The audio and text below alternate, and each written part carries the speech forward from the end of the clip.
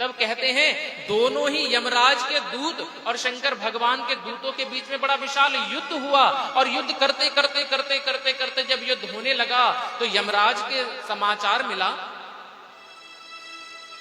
यमराज निकल करके बाहर आया और देखा कि ये तो शंकर भगवान के दूत हैं। सारी बातों को समझ गए और कहा आप क्षमा कीजिए और इस देवराज ब्राह्मण को आप ले जाइए। और शिव पुराणी कथा के प्रयास से वह देवराज ब्राह्मण शिवलोक को पहुंच गया। बोलिए शंकर भगवान की जय। ऋषियों ने प्रश्न किया, गुरुवर आप इस विषय में हमें कोई सुंदर और दूसरी कथा सुनाइए। तब बड़ी सुंदर बिंदुक नाम के एक ब्राह्मण की कथा सुनाई है। समुद्र निकटे देशे ग्रामो बाष्कल संघका वसन्ति यत्र पापिष्ठ वेद धर्मोंजित मना। समुद्र के निकट एक वाशकाल नाम का ग्राम था। उस वाशकल ग्राम में एक ब्राह्मण रहता था जिसका नाम है बिंदुक। उस नगर के जो लोग थे वह बड़े दुष्ट और पापी थे। अपने मन में जैसा आया वैसा ही कर लिया। मन में उठा तो 9 बजे उठे सुबह, और मन में हुआ तो 12 बजे उठे। अपनी जीवन की दिनचर्या को इसी प्रकार से जीने वाले वह उस नगर में रहने वाले लोग थे। उस बिंदुक ब्राह्मण की एक पत्नी थी जिसका नाम था चंचला। ये जो चंचला नाम की स्त्री थी,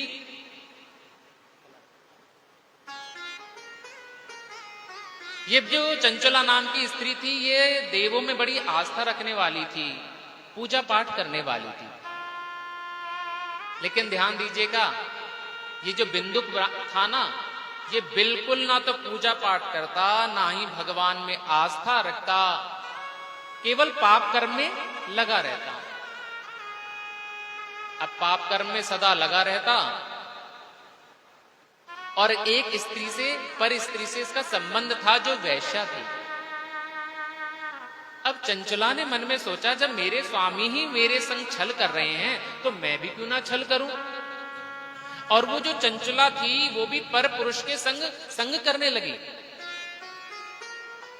समय बीतता चला गया, दोनों ही पति पत्नी धर्म से विमुख अपने कार्यों में लगे रहे। एक दिन बिंदुक ने अपनी पत्नी चंचला को पर पुरुष के साथ जब देखा तो उसे बहुत पीटा और कहा तू पर पुरुष के साथ रहती है, मैं तुझे छोड़ूंगा नहीं। तब चंचला ने कहा स्वामी आप भी तो पर स्त्री के साथ रहते हैं, आप भी तो वैश्यागामी हैं, तुम यदि मैं ऐसा करूं तो क्या गलत काम है। तब बिंदुक ने कहा यदि तुम पर पुरुष के साथ रहना चाहती हो तो रहो, मुझे कोई आपत्ति नहीं है, लेकिन तुम उससे धन लो और वो धन ला करके मुझे दे दो। चंचला ने कहा ठीक है, हम उससे धन ले आया करेंगे। अब चंचला अपने जो वो पर पुरुष था उससे धन लेती और धन लेकर के अपने पति बिंदुक को दे देती। और ये जो बिंदुक था ये जिस वैश्या गमन करता था, जिस स्त्री के संग इसका संबंध था, ये जो बिंदुक था ये वह धन लेकर के उस वैश्या को दे करता था। दोनों का जीवन ऐसे ही चलता रहा। एक समय आया वो बिंदुक जो था वह मर गया, लेकिन ध्यान दीजिएगा उसके बुरे कर्मों के कारण उसे बहुत दुख भोगना पड़ा। और दुख की क्या कहें महाराज, उसने बहुत सी नरक की यातनाओं को भोगा।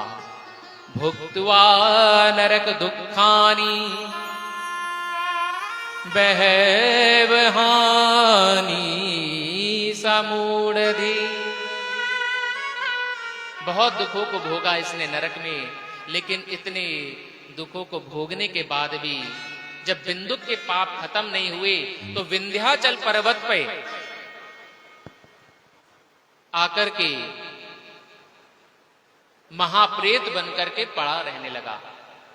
केवल वायु को पीता और अपने पापों को भोगने के लिए व्यक्ति बहुत बार महाप्रेत बन जाता है। महाप्रेत ऐसे ही बनते हैं। कहते हैं जब व्यक्ति के पाप कर्म बहुत ज्यादा हो जाते हैं और वो पाप कर्मों को नरक की यातनाओं के द्वारा भी जब भोग नहीं पाता तो फिर द्वारा पृथ्वी पर आता है और प्रेत बन करके उन दुखों को पाता है। अब ना चल सकता ना फिर सकता, पड़ा रहता महाप्रेत बन करके विंध्याचल पर्वत पे।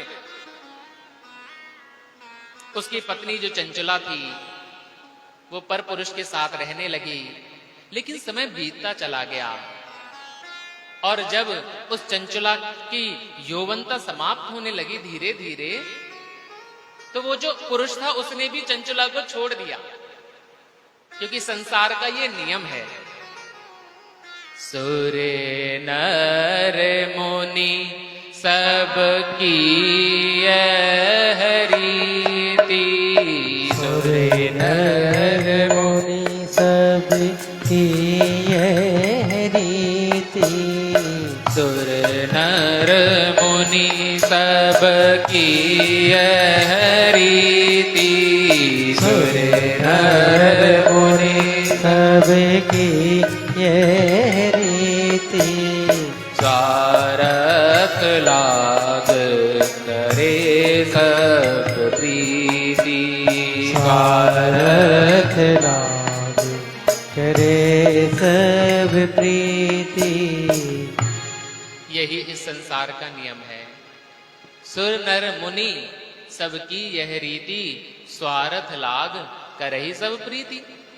संसार का यही नियम है। जब तक हमसे मतलब है तब तक संसार का व्यक्ति हमसे संबंध रखेगा, और जैसे ही मतलब निकल गया फिर हमें छोड़ करके चला जाता। चंचला की जब यौवनता समाप्त हुई तो उस पुरुष ने भी उसे छोड़ दिया। अपने परिवार जनों के साथ में चंचला रहने लगी।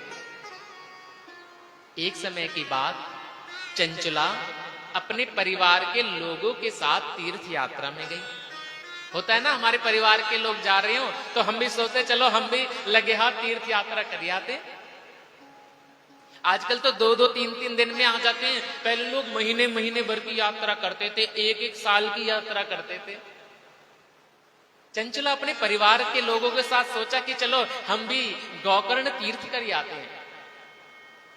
गोकर्ण तीर्थ में चंचला पहुंची और वहां जाकर के शिव महापुराण की कथा हो रही थी, उसे सुनने लगी। और शिव महापुराण की कथा को जब सुनने लगी तो सुनते सुनते सुनते चंचला को आज ये स्मरण हुआ कि मैंने अपने जीवन में क्या किया। ध्यान दीजिएगा, पुराण क्या है? कहते हैं पुराण दर्पण है हमारा। हमारे जीवन का दर्पण ही पुराण है। पुराण हमें सिखाती है, सत्संग हमें सिखाता है कि हम किस ओर चल रहे हैं। जब हम कथा सुनते हैं हमें यही पता चलता है कि हमें किस ओर जाना है। कहीं हम रास्ता तो नहीं भटक रहे। इसलिए जीवन को जियो, घर का भोजन पानी बनाओ, काम करो, बच्चों को पालो, बड़ा करो, सब जरूरी है। कथा कभी ये नहीं कहती कि बच्चों को छोड़ दो, ये सब मोह माया है। कहते हैं ना कि मोह माया को छोड़ दो। कैसे छोड़ दे? ये माया भी तो उस परमात्मा के द्वारा बनाई हुई है। तो देखो, धन कमाओ ये धर्म है, पर धन कमाते कमाते कमाते कमाते उसमें इतना ना खो जाओ कि जिसके लिए हमारा ये मनुष्य अवतार हुआ है, हमारा जन्म हुआ है, हम उसके लक्ष्य को भूल जाएं। मनुष्य जीवन की सार्थकता किसमें है? कहते हैं मनुष्य जीवन की सार्थकता भगवान की कथा में है। शिव पुराण क्या है? बोले शिव पुराण जो है वह दर्पण है। कहते हैं ना मन क्या है? बोले ये दर्पण है। तोरा मन दर्पण कहलाए। भले बुरे का भेद बताए, तेरा मन दर्पण कहलाए। ये मन क्या है? दर्पण है। पुराण हमें बार बार सिखाती है हमें किस ओर चलना है। चंचला ने जब पावन शिव पुराण की कथा को सुना तो आज जाना, अरे मैं क्या कर रही थी, क्या मेरा जन्म इसीलिए हुआ है? चंचला ने कथा पूरी होने के बाद में कथा प्रवक्ता के चरणों में प्रणाम किया और कहा, गुरुवर, मैं भी चाहती हूं कि मैं भगवान की पूजा करूं। मेरा मन है कि मैं भी भगवान की खूब भजन करूं, लेकिन मैं कैसे करूं? मैं भगवान की पूजा करने बैठती हूं लेकिन मन नहीं लगता, ये मन संसार में खो जाता है। आप ही बताओ मैं कैसे भगवान को प्राप्त करूं? मैं सब जगह भगवान को खोजती हूं लेकिन भगवान नहीं मिलते। तब कहते हैं पंडित जी मुस्कुराए, अरे चंचला, तू भगवान को खोजती है? अरे भगवान कोई खोजने की विषय है क्या? अरे वो परमात्मा खोजने की वस्तु तो है ही नहीं। ध्यान देना, एक सेठ जी थे। वो जो सेठ जी थे उनके पास में एक मणि थी। अब वो सेठ जी जब सफर करने निकले तो एक चोर को भनक पड़ गई कि सेठ जी के पास में एक मणि है। चोर ने सोचा एक काम करते हैं, हम सेठ जी के साथ साथ हो लेते हैं। अब वो चोर सेठ जी के साथ साथ चलने लगा, दोस्ती भी बढ़ा ली सेठ जी के साथ में। सोचा जब सेठ जी रात को सो जाएंगे तो हम मणि चुरा करके चल देंगे। अब वो जब सेठ जी रात को सोए तो चोर उनके थैले में ढूंढे, कभी उनकी जेब में ढूंढे, लेकिन चोर को मणि मिलती नहीं। सोचा सेठ जी ने मणि कहां रख दी। अगला दिन फिर हुआ, फिर मणि को ढूंढने लगा। ऐसे ही करते करते करते करते 3 रात निकल गई, लेकिन उस चोर को सेठ जी के पास मणि नहीं मिली। जब चोर हार गया ढूंढते ढूंढते, तो चोर ने सेठ जी से पूछा, अरे सेठ जी, आप ये मणि को रखते कहां हो? मुझे कोई मणि नहीं मिलती। मैं दिन में आप दिखाते हो तो मणि दिखाई देती है, लेकिन रात में मणि नहीं दिखाई देती। वो मणि रखते कहां हो? तब सेठ जी ने कहा, तू जानता है मैं मणि को कहां रखता हूं? बोले कहां? बोले मैं रात को सोते समय अपनी मणि को अपने थैले में से निकाल करके तेरे थैले में धर देता हूं। क्योंकि यही हमारी परिस्थिति है। हम सब और ढूंढेंगे लेकिन अपने में नहीं ढूंढेंगे, है ना? हमें दूसरे की थाली में ही लड्डू बड़ा दिखाई देता है। अरे उस परमात्मा को कहां खोजोगे? अरे वो तो हमारे अंदर है। अरे चंचला, तू भगवान को कहां बाहर ढूंढ रही है? अरे वो परमात्मा तो तेरे अंदर है। तू सोच ले मन में, शिव है तेरे तन में, है सब जगह भगवान,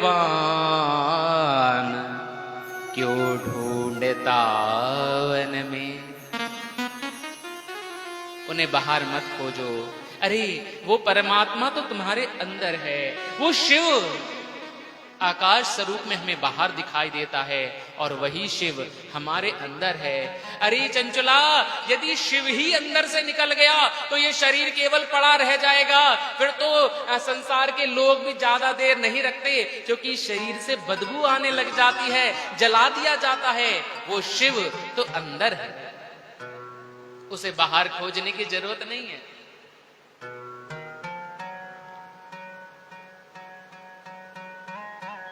तब कहा, मैं कैसे प्रायश्चित करूं? कहा, तो इस शिव पुराणी कथा को सुन। शिव पुराणी कथा के प्रभाव से तेरा जीवन बदलेगा। और चंचला ने उस पावन शिव महापुराण की कथा को श्रवण किया। श्रवण करने के बाद समस्त सगे संबंधी जाने लगे तो चंचुला का मन बदल गया। चंचुला बोली, अब मैं नहीं जाऊंगी, तुम सब जाओ। मैंने अपने जीवन को बर्बाद किया है, बताओ मैंने ऐसे बुरे कर्मों में अपने जीवन को बिताया। ध्यान देना, चंचुला को अवसर मिला शिव महापुराण श्रवण का, भगवान की भक्ति का। सावधान हो जाना, यदि हमें समय मिला है तो हमने इस समय का सदुपयोग किया है। बिंदुक भी उसका पति था, लेकिन उसे यह अवसर नहीं मिला, पाप भरी जिंदगी को जिया। लेकिन चंचुला को समय मिला, क्यों? क्योंकि उसके पहले के प्रारब्ध भी थे। इसलिए जब भी हमें मौका मिले हम सत्कर्म कर दें। सत्कर्म जब हमारे इकट्ठे होंगे तब हमें यह अवसर मिलेगा कि हम भगवान की कथा सुन पाएंगे। भाग्योदयेन बहुजन्म समर्जितेन सत्संगमं च लभते पुरुषो यदा वै अज्ञान हेतु कृत मोह मद अंधकार नाशम विधाय ही तदो दयते विवेका। हमारे अनंत जन्मों के जब भाग्योदय होते हैं तो ये अवसर मिलते हैं। और देखो, आज तो बड़ा पावन दिन है गुरु पूर्णिमा का। भूख तो नहीं लग रही आप सबको? भोजन करके तो आए होंगे, और भूख लगनी भी नहीं चाहिए। हम तो देखो सुबह से भी मंदिर में ही बैठे थे यहाँ पर। आज गुरु पूर्णिमा थी, बहुत शिष्य आकर के पूजन भी करके, जो रह गए हैं वो बाद में भी पूजन कर सकते हैं। लेकिन ये दिन बड़ा सुंदर है, गुरु पूर्णिमा। कहते हैं गुरु कौन है? गरति सिंचति इति कर्णयोर ज्ञान अमृतम इति गुरु। जो हमें ज्ञान प्रदान करे वह गुरु है। और गुरु की पूजा तो हम सभी को करनी चाहिए।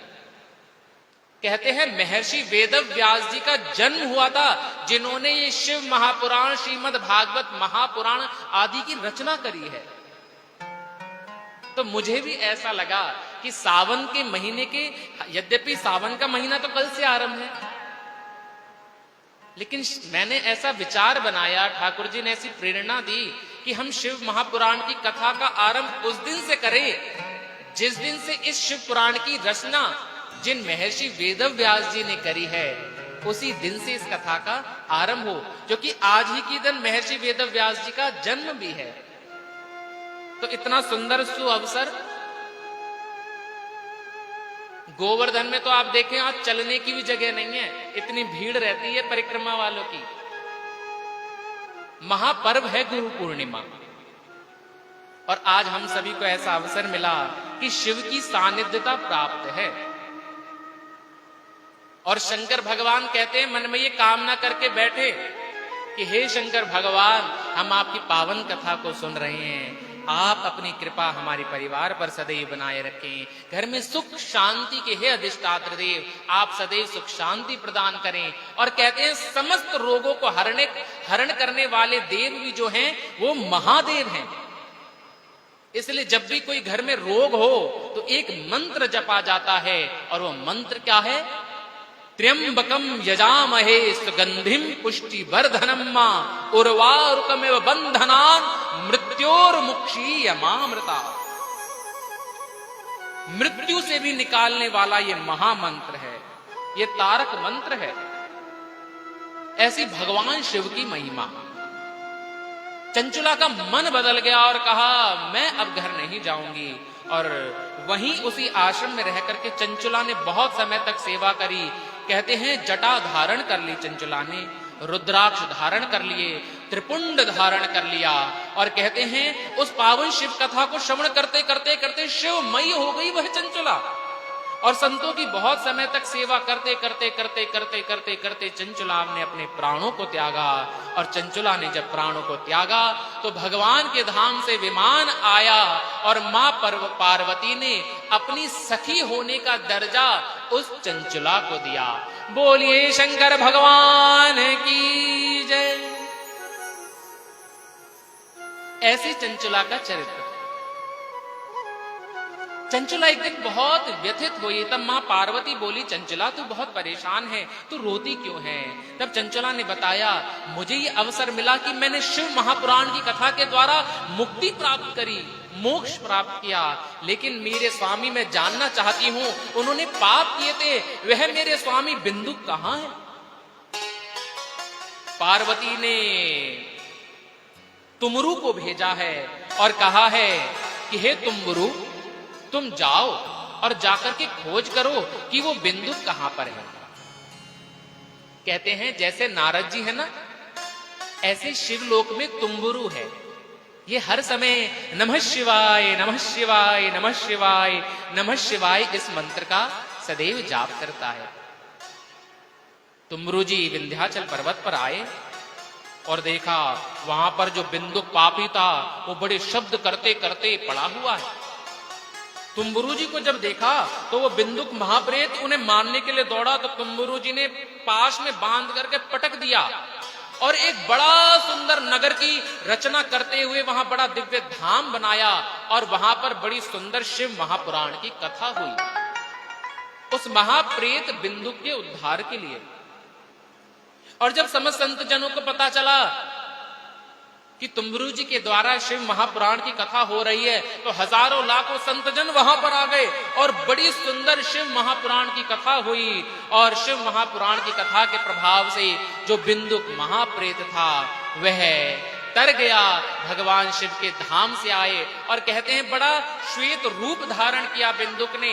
उस समय पार्वती जी वहां विराजमान हुई और उस समय चंचुला भी 2 मिनट के लिए अपने पति बिंदुक से मिली है और तब उसके बाद में भगवान शिव के लोक को गया है वह बिंदुक, और भगवान शिव ने अपना गण होने का अधिकार दिया है। बोलिए शंकर भगवान की जय। और इसके साथ में महात्म कथा का विराम हुआ है और महात्म कथा के बाद में कहते हैं बड़ी सुंदर विद्येश्वर संगीता का आरंभ किया है। आइए हम भी ऐसे पावन शिव महापुराणी कथा में प्रवेश करें विद्येश्वर संगीता में। उससे पूर्व अपने मन को भगवान भोलेनाथ के चरणों में एक बार लगाते हैं। जो शिव नाम होठो पे चढ़ गयो रे, तो समझो ये जीवन संवर गयो रे, तो समझो ये जीवन संवर गयो रे। जो शिव नाम होठो पे चढ़ गयो रे, जो शिव नाम होठो पे चढ़ी गयो रे, तो समझो ये जीवन संवर गयो रे, तो समझो ये जीवन संवर गयो रे, तो समझो ये जीवन संवर गयो रे।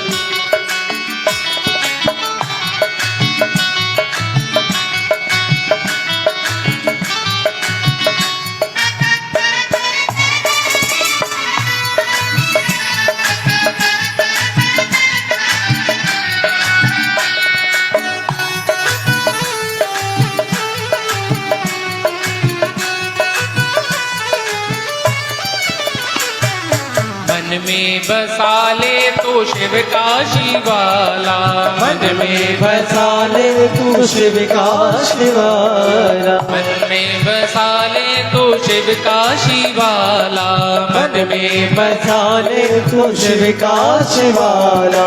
साथ चलेगा तेरे डमरू वाला, साथ चलेगा तेरे डमरू वाला, साथ चलेगा तेरे डमरू वाला, साथ चलेगा तेरे डमरू वाला। जो मन शिव की भक्ति में रमा गयो रे, जो मन शिव की भक्ति में रम गयो रे, जो मन शिव की भक्ति में रम गयो रे, जो मन शिव की भक्ति में रम गयो रे, तो समझो ये जीवन संवर गयो रे, तो समझो ये जीवन संवर गयो रे।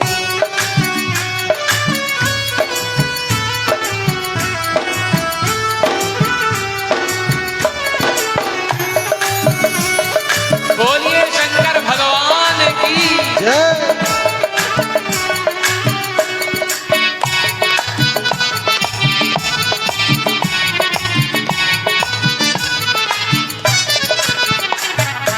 जग की ये माया बड़ी उलझावे, जग की ये माया बड़ी उलझावे, जग की ये माया बड़ी उलझावे, जग की ये माया बड़ी उलझावे, पाप कर्म भक्ति के आड़े आवे, पाप कर्म भक्ति के आड़े आवे, पाप कर्म भक्ति के आड़े आवे, पाप कर्म भक्ति के आड़े आवे, जो शिव जी ने हाथ सर पे धर दियो रे, जो शिव जी ने हाथ सिर धर दियो रे, जो शिव जी ने हाथ सर पे धर दियो रे, जो शिव जी ने हाथ सर पे धर दियो रे, तो समझो ये जीवन संवर गयो रे, तो समझो ये जीवन संवर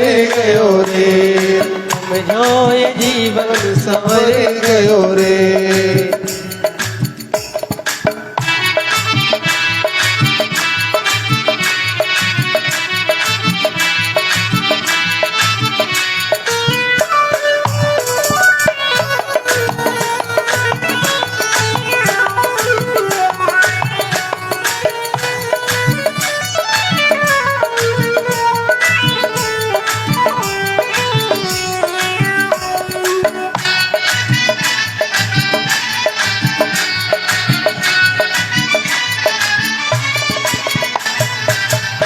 बम बासुकी का नाम बड़ा प्यारा है, बम बम बांसुरी का नाम बड़ा प्यारा है, बम बम बासुकी का नाम बड़ा प्यारा है, बम बम बांसुरी का नाम बड़ा प्यारा है, बम बम बासुकी का नाम बड़ा प्यारा है, बम बम बांसुरी का नाम बड़ा प्यारा है, बम बम बासुकी का नाम बड़ा प्यारा है, बम बम बांसुरी का नाम बड़ा प्यारा है, नाम ने लाखों को पार उतारा है, नाम ने लाखों को पार उतारा है, नाम ने लाखों को पार उतारा है, नाम ने लाखों को पार उतारा है, जो भोले ने हाथ पकड़ लियो रे, जो भोले ने हाथ पकड़ लियो रे, जो भोले ने हाथ पकड़ लियो रे, जो भोले ने हाथ पकड़ लियो रे, तो समझो ये जीवन संवर गयो रे, तो समझो ये जीवन संवर गयो रे, तो समझो ये जीवन संवर गयो रे, तो समझो ये जीवन संवर गयो रे।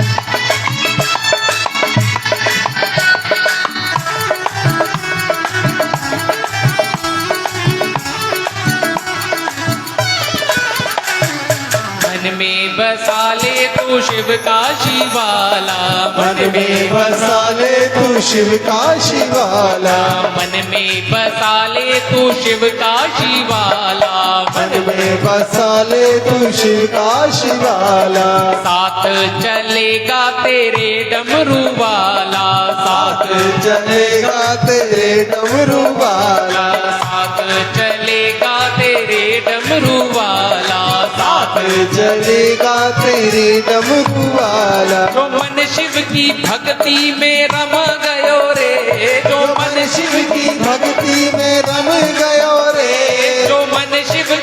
भक्ति में रम गयो रे, जो मन शिव की भक्ति में रम गयो रे, तो समझो ये जीवन संवर गयो रे, तो समझो ये जीवन सवर गयो रे, तो समझो ये जीवन संवर गयो रे, तो समझो ये जीवन सवर गयो रे, जो शिव नाम होठों पे चढ़ गयो रे, जो शिव नाम होठों पे चढ़ गयो रे, जो शिव नाम होठों पे चढ़ गयो रे, जो शिव नाम होठों पे चढ़ गयो रे, तो समझो ये जीवन संवर गयो रे, तो समझो ये जीवन सवर गयो रे, तो समझो ये जीवन संवर गयो रे, तो समझो ये जीवन सवर गयो रे, तो समझो ये जीवन संवर गयो रे, तो समझो ये जीवन सवर गयो रे, तो समझो ये जीवन संवर गयो रे,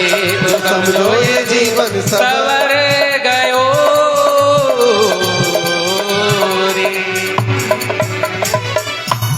बोलिए शंकर भगवान की जय।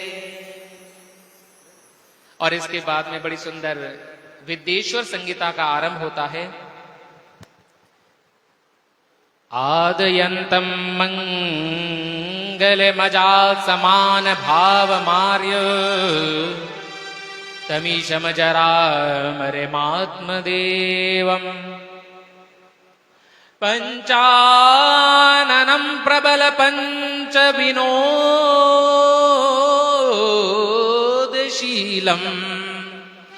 संभावये मनसि शंकरमंबिकेशम।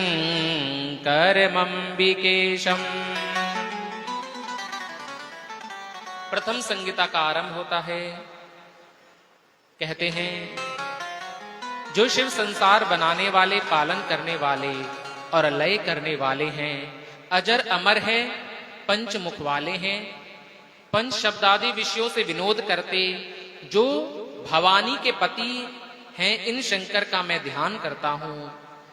और इसके बाद में विद्येश्वर संगीता का आरंभ होता है। बोलिए शंकर भगवान की जय। प्रयागराज में विराजमान हजारों लाखों संतजन। प्रयागराज यज्ञ भूमि है। यज्ञ करने के बाद में सूत जी को देख करके मन में बड़ी प्रसन्नता हुई और प्रश्न किया, प्रभु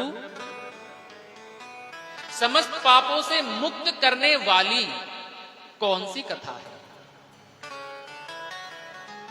कुछ लोग पूछते हैं शिव महापुराण सुनी क्यों जाती है? भागवत हम इसलिए सुनते हैं मुक्ति की प्राप्ति के लिए। देखा जाए तो दोनों एक ही हैं,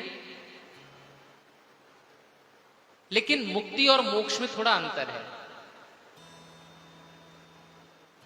पूछा है कि समस्त पापों को मुक्त करने का आप कोई साधन बताइए। संसार का मनुष्य बार बार पाप करता है और पापों का फल भोगता है। पापों से मुक्ति के लिए आप कोई सरलतम साधन बताइए। तब कहा, ऋषियों, यदि हम चाहते हैं कि हमारा जीवन पाप मुक्त हो, कुछ लोगों की कुंडली में एक दोष भी उत्पन्न हो जाता है, जिसके लिए बताया जाता है कि हमें जीवन में बहुत सारे प्रायश्चित पूजन करने होंगे, है ना? तो शिव महापुराण क्या है? प्रायश्चित पूजन है। हम जो अपने जीवन में पाप करते हैं ना, उनका दर्पण दिखाती है और उसके पश्चाताप के द्वारा ही तो प्रायश्चित होता है। कहा शिव महापुराण की कथा के श्रवण, मनन और कीर्तन करने से संसार का व्यक्ति पाप मुक्त हो जाता है और मोक्ष को प्राप्त कर लेता है। ऋषि ने प्रश्न किया, प्रभु कोई शिव महापुराण का श्रवण, मनन, कीर्तन ना कर पाए तो उसे जीवन में क्या करना चाहिए? तो कहा, जो शिव महापुराण का श्रवण मनन कीर्तन जीवन में ना कर पाए उसे सदैव शिवलिंग की आराधना करनी चाहिए। ऋषियों ने पूछा, प्रभु शिवलिंग और शंकर क्या अलग है? हमें देखा है कि समस्त देवों की पूजा एक रूप में करी जाती है, तो फिर शंकर भगवान की पूजा दो रूप में क्यों? जब उनका साकार रूप यानी भगवान शिव का जो स्वरूप, दो आंख, भुजाएं, पंचमुख हमें नजर आ रहे हैं, कहते हैं जब शिव रूप है तो शिवलिंग की आराधना क्यों? और उनकी दोनों में ही आराधना क्यों की जाती है? ये शिवलिंग आखिर है क्या? और संसार में तो लोग गलत गलत धारणाएं फैला देते हैं, अलग अलग कहानियां बना लेते हैं। हमें यह समझना होगा शिवलिंग क्या है। आप जब फॉर्म भरते हैं किसी चीज का तो उसमें कॉलम होता है ना, पुरलिंग स्त्रीलिंग, तो आपको टिक लगाना होता है। पुरुष होते हैं तो पुरलिंग, स्त्री होती है तो स्त्रीलिंग। लिंग का मतलब पहचान, हमारी आइडेंटिटी, हमारी पहचान क्या है। यदि हम पुरुष हैं तो पुरलिंग, स्त्री हैं तो स्त्रीलिंग। लिंग यानी पहचान, ध्यान से समझिएगा। लिंग का मतलब होता है पहचान। तो कहते हैं इस सृष्टि की क्या पहचान है? ये जो सारी हम जगत देख रहे हैं, इस जगत की पहचान क्या है? हम शास्त्रों में श्रवण करते हैं कि हमें समस्त जगत की पूजा करनी चाहिए। तो इस जगत की पहचान क्या है जिसकी हम पूजा करें? तो कहते हैं जैसे पुरलिंग यानी पुरुष की पहचान, स्त्रीलिंग यानी स्त्री की पहचान, ऐसे ही शिवलिंग यानी उस शिव की पहचान। कुछ कहते हैं स्त्रियों को शिवलिंग का स्पर्श नहीं करना चाहिए, है ना? बिल्कुल गलत, ऐसा बिल्कुल भी नहीं है। शिवलिंग का स्पर्श कोई भी कर सकता है। और महाराज, जब हम शिवलिंग को स्नान कराएं तो हमें स्पर्श करना चाहिए, खूब दबा दबा करके बाबा को प्रणाम करना चाहिए। हमें समझना है शिव पुराण के माध्यम से कि शिवलिंग है क्या, शिवलिंग की उत्पत्ति कैसे हुई है। हम लोग शिवरात्रि मनाते हैं, हम जानते ही नहीं शिवरात्रि क्यों मनाते हैं। शिवरात्रि की पूजा सब करते हैं, लेकिन कैसे करनी चाहिए यही नहीं जानते। आज यही कथा में समझना है हमें, शिवरात्रि का महत्व, ओम का महत्व। कहते हैं शिवलिंग यानी शिव की पहचान। अन्यत्र जो देव हैं उनके अंदर जीव तत्व है, लेकिन शंकर भगवान ऐसे देव हैं जिनके अंदर ब्रह्म तत्व है। और ब्रह्म तत्व होने के कारण भगवान शिव की मूर्ति में भी पूजा है और निर्गुण रूप से शिवलिंग की पूजा है। निर्गुण यानी जिसका कोई आकार नहीं, ध्यान से समझिएगा, बिल्कुल ध्यान से। सगुण यानी भगवान की मूर्ति और निर्गुण यानी शिवलिंग। हम सभी को मेडिटेशन करना चाहिए, है ना? मेडिटेशन यानी ध्यान। तो ध्यान करना चाहिए। पहले समय में ध्यान जो है वो दीपक जला करके उसकी लौ पर किया जाता था, लेकिन क्या वो लौ हिलती थी और हिलने के कारण जो हमारा मेडिटेशन है वो कई बार फेल हो जाता था। इसलिए निर्गुण ब्रह्म की रचना हुई। अब शिवलिंग की पिंडी ऐसे रखी है, आप यदि शिवलिंग की पिंडी को ऐसे उठा करके यूं घुमा दें तो क्या दिखाई दी? एक बिंदु। बिंदु यानी वो निर्गुण, और वो निर्गुण स्वरूप हमारे यहां मस्तिष्क के बिल्कुल बीचों बीच विराजमान रहता है। इसलिए जब हम मेडिटेशन करते हैं तो मेडिटेशन के समय हमेशा जो ध्यान को केंद्रित किया जाता है वह इस बिंदु में किया जाता है।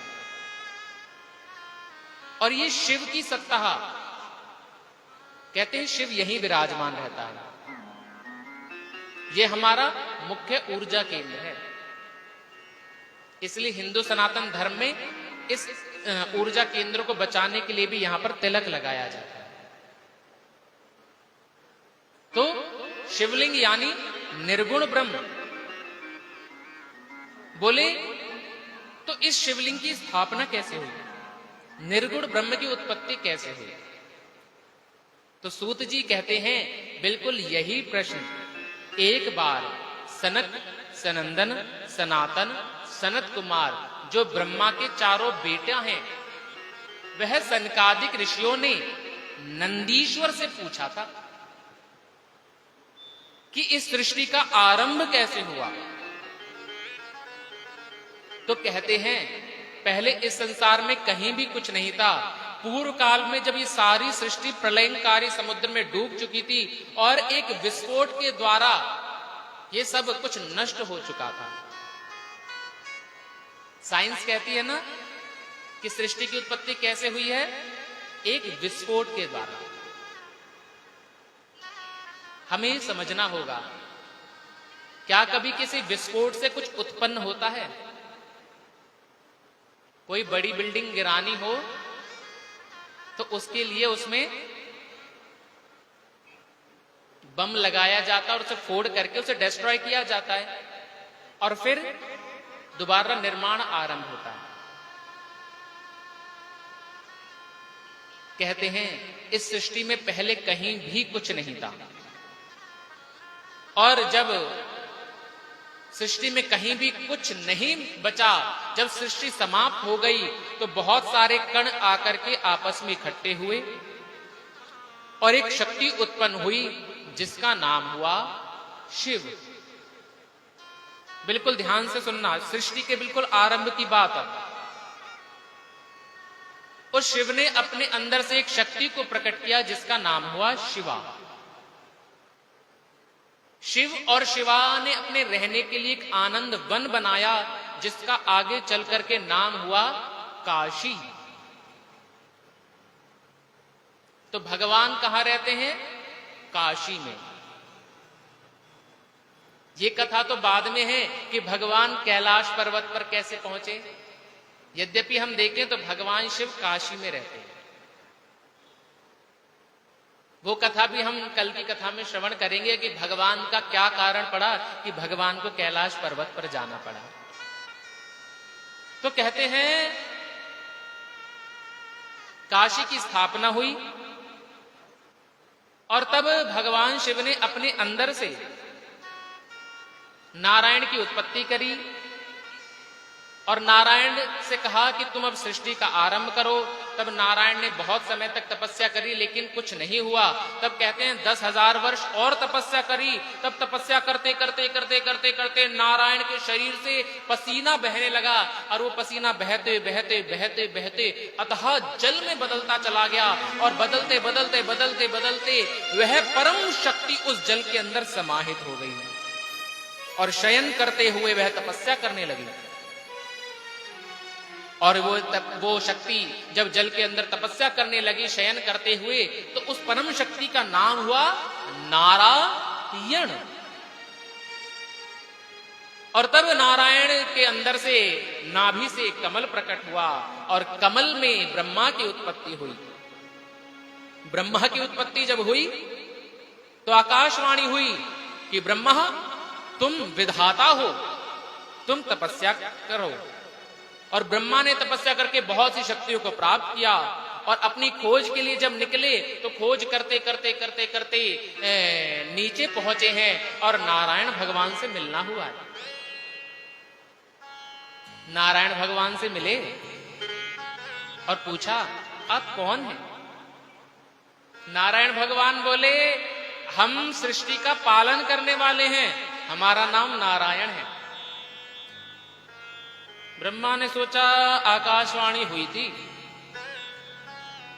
और आकाशवाणी ने बताया था कि हम सृष्टि को बनाने वाले हैं। जब तक हम सृष्टि को बनाएंगे नहीं तब तक नारायण भगवान पालन किसका करेंगे? इसका मतलब यह हुआ कि हम बड़े हैं, क्योंकि जब हम बनाएंगे तभी तो ये नारायण पालन करेगा। ब्रह्मा जी बोले ओहो अच्छा अच्छा, तो तुम हमारे बेटा हो। अब नारायण भगवान को बड़ा क्रोध आया कि देखो हमें अपना बेटा बताता है, हमारे ही पेट से उत्पन्न हुआ है ये ब्रह्मा और अपने आप को बड़ा बताता है। नारायण भगवान बोले भैया तुम कैसे बड़े हो गए? बड़े तो हम हैं क्योंकि हमारे से तुम उत्पन्न हुए हो। ब्रह्मा जी बोले देखो जब तक हम सृष्टि को बनाएंगे नहीं तब तक तुम पालन किसका करोगे? लेकिन महाराज ये कैसे भूल जाते हैं, हाथी को खरीदना आसान है, पालना ही तो मुश्किल है। और हमारे यहां तो पालन करने वाला बड़ा होता है। देवकी से कहीं अधिक मान्यता यशोदा की है, क्योंकि यशोदा ने कृष्ण को पाला है। इसलिए जहां पे भी कान्हा का नाम आता है वहां यशोदा का नाम आता है। अब नारायण भगवान कहने लगे कि हम बड़े, ब्रह्मा जी कहने लगे हम बड़े। अब महाराज करते करते करते करते नारायण और ब्रह्मा में विशाल युद्ध छिड़ गया। युद्ध करते करते करते करते बड़े बड़े अस्त्र शस्त्र चलने लगे। सारे देवता डरने लगे कहीं ऐसा ना हो सृष्टि बनने से पहले ही समाप्त हो जाए, क्योंकि नारायण ने निकाल दिया अपना नारायण अस्त्र और ब्रह्मा का जब सबसे विशाल अस्त्र है ब्रह्मास्त्र उन्हें निकाल लिया।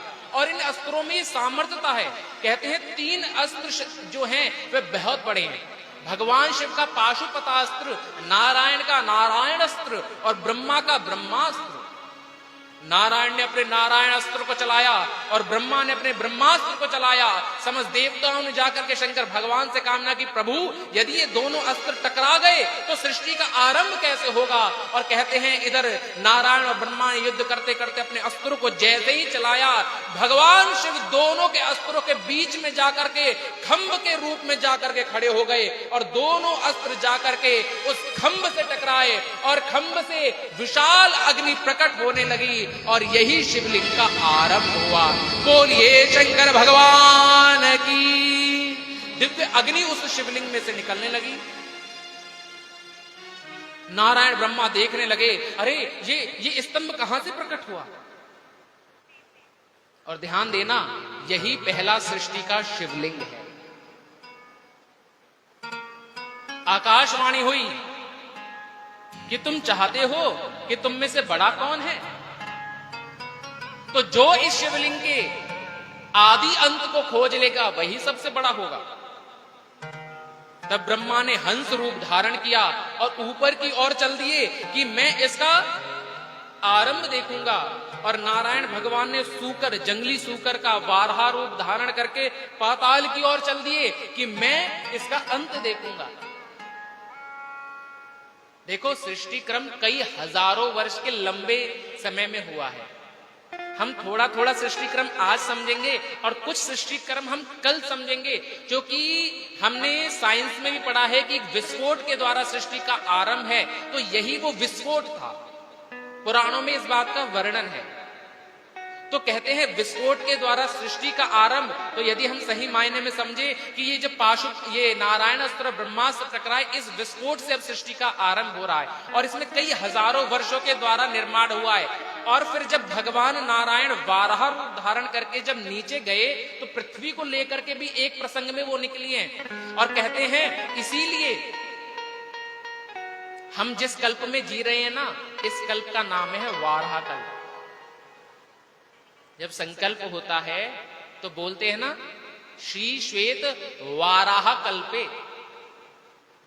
तो जिस कल्प में हम जी रहे हैं ये वाराह कल्प है, भगवान विष्णु के द्वारा निर्मित। एक देव ऊपर गए, एक देव नीचे गए, लेकिन किसी को शिवलिंग का और छोर नहीं मिला। तभी ऊपर से एक केतकी का पुष्प गिरता गिरता नीचे आ रहा था। बिल्कुल ध्यान से सुनिएगा। केतकी पुष्प जब नीचे आ रहा था तो ब्रह्मा उड़ते उड़ते ऊपर जा रहे थे। ब्रह्मा ने केतकी के पुष्प को देखा और पूछा, भैया तुम कहां से आ रहे हो? तो केतकी पुष्प ने कहा, मैं शंकर भगवान के गले में रहता हूं। भगवान शंकर तुम दोनों की मूर्खता को देख करके जब हंस रहे थे, तो मैं उनके हंसने के कारण उनके गले से गिरा और मुझे बहुत समय हो गया गिरते गिरते, लेकिन भूमि का अंत नहीं आ रहा। ब्रह्मा ने सोचा, जब ये पुष्प ऊपर से नीचे गिरते गिरते गिरते इसे इतना हजारों वर्ष लग गए, जब ये अभी तक नीचे ही नहीं आ पाया तो मैं कितना उड़ूंगा और कैसे उस शंकर को खोजूंगा। तो ब्रह्मा ने कहा, उस केतकी पुष्प से एक काम करो, देखो भैया तुम हमारी गवाही दे दोगे क्या? तुम चलो नीचे और नीचे जाकर के नारायण भगवान से कह देना कि हमने शिवलिंग का जो है आरंभ देख लिया है, फिर पहली पूजा हमारी होगी। केतकी पुष्प ने कहा, तो हमें क्या मिलेगा? बोले, हम तुम्हारी भी पूजा शुरू करा देंगे। कई पुराणों में तो यह भी वर्णन आता है कि तब इस भूमि पर कुछ और तो था नहीं, गाय माता थी। तब गाय माता ने भी मिलकर के झूठी गवाही दी है। इसलिए कहते हैं गौ माता का प्रत्येक अंग पूजा जाता है, लेकिन गाय का मुख नहीं पूजा जाता, क्योंकि झूठी गवाही दी थी। दो गवाह लगते हैं ना, और संत लोग तो हास परिहास के लिए कहते हैं कि उसी दिन से दो गवाहों की बोली लगने लगी। कोर्ट में भी दो गवाह चाहिए होते हैं ना। अब ब्रह्मा जी केतकी पुष्प और गाय को लेकर के आए और उनकी गवाही दिलवाई और उन्होंने कह दिया कि इन्होंने इस शिवलिंग के ओर छोर को देखा है। नारायण भगवान ने कहा, भैया हमने तो देखा नहीं। तो नारायण भगवान मान गए कि ठीक है, आप पहले पूजा के अधिकारी हैं ब्रह्मा जी, अब से आपकी ही पहले पूजा की जाएगी। अब जैसे ही नारायण भगवान ब्रह्मा की पूजा करने लगे, तभी कहते हैं ब्रह्मा के इस झूठ को देख करके शिव में से भैरव अवतार प्रकट हुआ और भैरव ने अवतार लेकर के अपनी एकन्नी उंगली के नख से ब्रह्मा के उस सिर को काट डाला, जिससे ब्रह्मा ने झूठ बोला था कि मैंने शिवलिंग का आरंभ देखा है। और शिव ने कहा, ब्रह्मा तू झूठ बोलता है, तूने शिवलिंग का आरंभ देखा है, मैं तुझे श्राप देता हूं, आज के बाद तेरी पूजा नहीं की जाएगी। तूने झूठ बोला और तेरा ये मुख भी अब नहीं रहेगा। पहले देखो ब्रह्मा के 5 मुख थे, लेकिन भैरव के द्वारा एक मुख काट दिया गया, तब 4 मुख थे ब्रह्मा के, तब फिर 3 मुख रह गए ब्रह्मा के, क्योंकि 5 मुख तो भगवान शिव के हैं। 3 मुख रह गए ब्रह्मा के। ब्रह्मा ने क्षमा याचना करी, प्रभु मुझे क्षमा करो, मुझसे बड़ी गलती हुई, आप मुझे विधाता बनाते हैं, आप मुझ पे कृपा करो। तब ब्रह्मा को क्षमा किया है भगवान शिव ने, और क्षमा करने के बाद में कहा, मैं तुम्हें क्षमा करता हूं, और देखो मेरा श्राप तो विफल नहीं हो सकता, लेकिन फिर भी इस केतकी पुष्प ने तुम्हारा साथ दिया है, तो दंड तो इसको भी मिलेगा। केतकी पुष्प आज के बाद तुम मेरे गले में धारण नहीं किया जाएगा। तूने ब्रह्मा को गवाही दी है। तब कहते हैं केतकी पुष्प ने भी क्षमा याचना करी और कहा है, प्रभु मुझसे गलती हुई है, लेकिन मैं आपके गले में रहा, आपके गले में रहने के बाद में भी यदि मुझे ऐसा दंड मिले तो ये सही नहीं है। तब दोनों देवों को वरदान दिया है और ब्रह्मा से कहा है, ब्रह्मा ये केतकी का पुष्प तू हाथ में लेकर के जहां गिर देगा, और ये पुष्प जहां जाकर के गिरेगा वहीं तेरा मंदिर होगा और वहीं पर तेरी पूजा की जाएगी। और तब ब्रह्मा ने उस केतकी पुष्प को हाथ में लेकर के नीचे भूमि पर डाला है, और भूमि पर जाकर के वो पुष्प जहां पर गिरा वही नगर हुआ पुष्प राजनगर, जिसे हम लोग कहते हैं पुष्कर। और वहीं भगवान ब्रह्मा का स्वतंत्र मंदिर है। अन्यत्र स्थानों में स्वतंत्र मंदिर नहीं है ब्रह्मा का। और कहा, ब्रह्मा तुम्हारी पूजा वैसे तो नहीं होगी, लेकिन यज्ञ में तुम्हारा भाग होगा। यज्ञ में पहली आहुति तुम्हारी लगाई जाएगी। इसलिए जब हम यज्ञ करते हैं तो पहली आहुति क्या लगाते हैं? ओम प्रजापतये स्वाहा।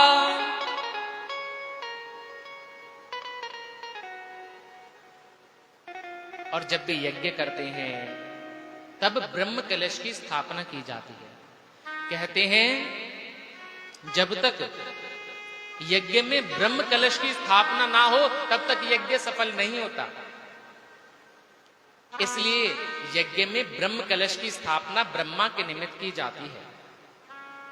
केतकी पुष्प को वरदान दिया, केतकी पुष्प आज के बाद तो मेरे ऊपर नहीं चढ़ाया जाएगा, इसलिए शंकर भगवान पर केतकी का फूल नहीं चढ़ाया जाता, लेकिन जो तेरा केवड़े का जल है वह मुझ पर चढ़ाया जाएगा। इसलिए शंकर भगवान पर केतकी का फूल तो नहीं चढ़ाते, लेकिन केवड़े का जल चढ़ाया जाता है। यज्ञ मंडप निर्माण में तेरे फूलों का सहयोग होगा और उसमें वह शुभ माने जाएंगे, ऐसा मैं वरदान देता हूं। और कहा, नारायण तुम्हारे मन में कामना थी कि तुम्हें सबसे ऊंचा पद मिले, लेकिन फिर भी पद की कामना को लेकर भी तुमने झूठ नहीं बोला। मैं तुमसे बहुत प्रसन्न हूं।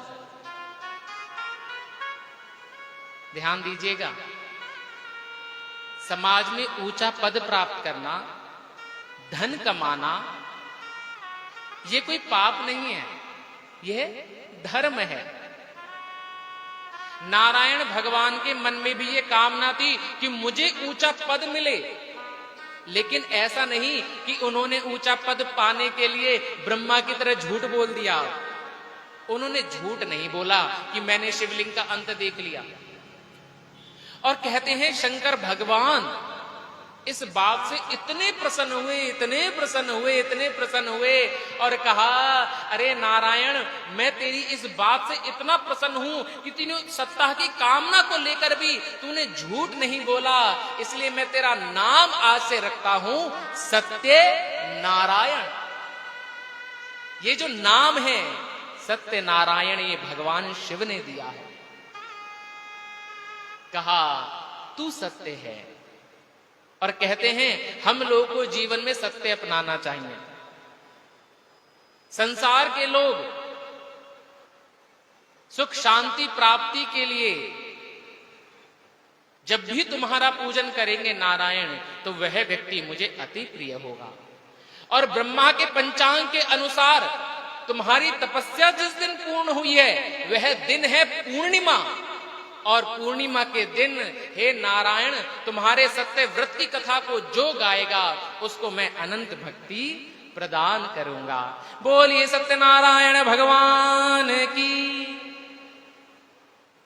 और इसीलिए हम लोग सत्यनारायण भगवान की पूजा को करते हैं और सत्यनारायण भगवान की पूजा को करते हुए उनकी भक्ति को प्राप्त करते हैं। आइए 2 मिनट नारायण के नाम को गाते हैं। कहते हैं नारायण ही सत्य है और सत्य ही नारायण है। ऐसे नारायण का नाम 2 मिनट गुणानुवाद करेंगे मेरे साथ में।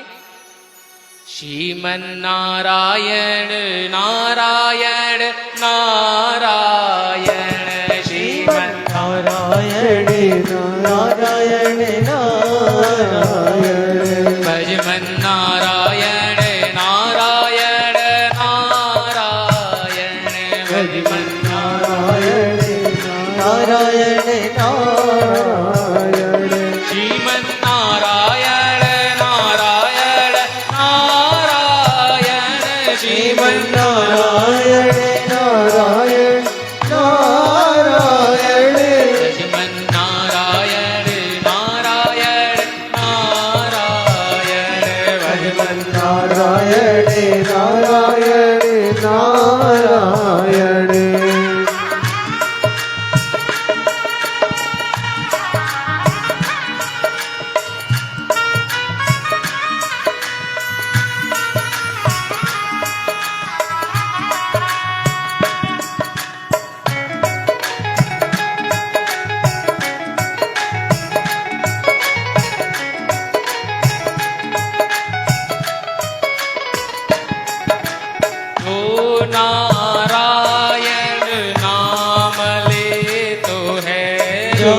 नारायण नाम लेते हैं, जो नारायण नाम ले तो है, जो नारायण नाम लेते हैं, पाप होत सब नारायण, पाप होते सब तारायण, श्रीमन नारायण नारायण नारायण, श्रीमन नारायण नारायण नारायण।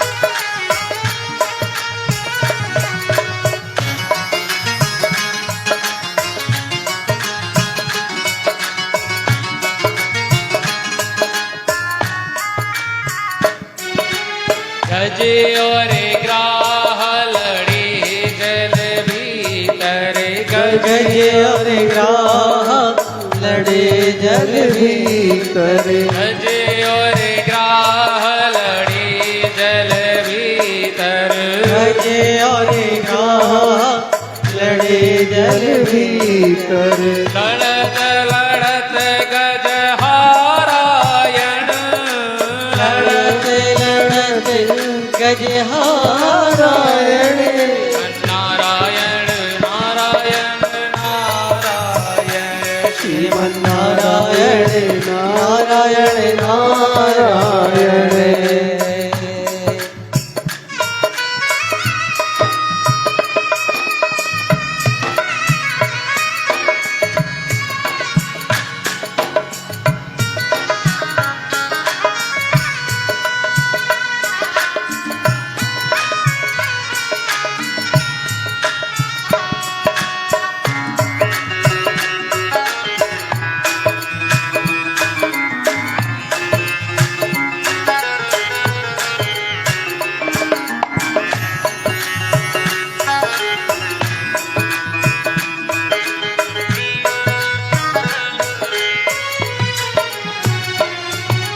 गज की टेर सुनी रघुनंदन, गज की टेर सुनी रघुनंदन, गज की टेर सुनी रघुनंदन, गज की टेर सुनी रघुनंदन, करुण छोड़ पग धारायण, करुण छोड़ नारायण, श्रीमन नारायण नारायण नारायण, श्रीमन नारायण भजमन नारायण नारायण, श्रीमन नारायण नारायण नारायण, वरद नारायण नारायण नारायण, नारायण नारायण नारायण,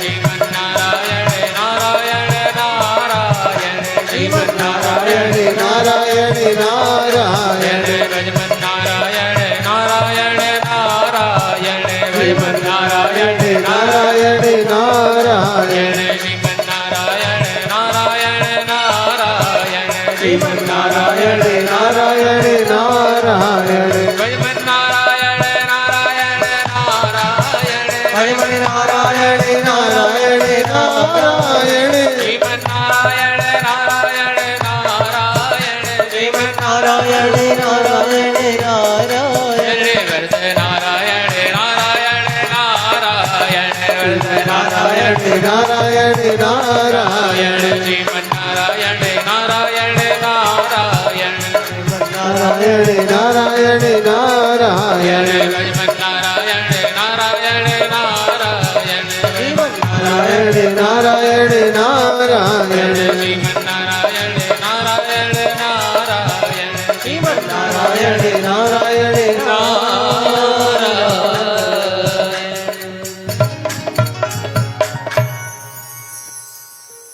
शान्ताकारं भुजगशयनं पद्मनाभं सुरेशम् विश्वाधारं गगने सादृशम् मेघवर्णं शुभांगम्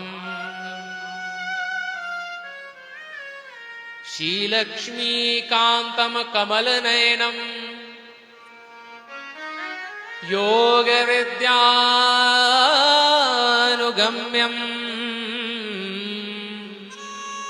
वन्दे विष्णु भवभयहरं सर्वलोकैकनाथम्।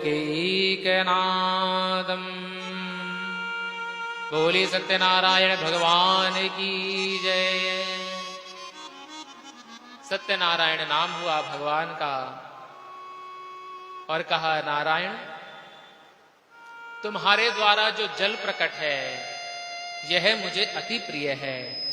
जो भी मेरे इस शिवलिंग पर जल अर्पित करेगा उससे मैं सदैव प्रसन्न होऊंगा। इसलिए कहते हैं शिवस्य जलधारा अति प्रियम। शिव को जलधारा अति प्रिय है। दुग्ध धारा तो अन्य 12 ज्योतिर्लिंग हैं, उनकी महिमा के अनुसार, क्योंकि ऐसे ऐसे तरंगों के ऊपर स्वयंभू प्रकट शिवलिंग हैं जिनको शांत करने के लिए भगवान शिव पर दूध चढ़ाया जाता है। लेकिन वैसे यदि हम देखें तो भगवान शिव को जलधारा अति प्रिय है और वरदान दिया कि नारायण तुम्हारे द्वारा ये जल प्रकट है, जब तुम वामन रूप धारण करोगे तो इस जल की महिमा और बढ़ जाएगी और यही जल गंगा जल होगा। और ये गंगा और साधारण जल में जब गंगा जल मिला करके मेरे पर जो कोई भक्त अर्पित करेगा उससे मैं सदैव प्रसन्न होऊंगा। इसलिए सावन के महीने में भगवान शिव पर जल चढ़ाना चाहिए। थोड़ा सा उसमें दूध डाल लीजिए और मन की कामनाओं को पूर्ण करने के लिए उसमें थोड़े से काले तिल डाल लीजिए।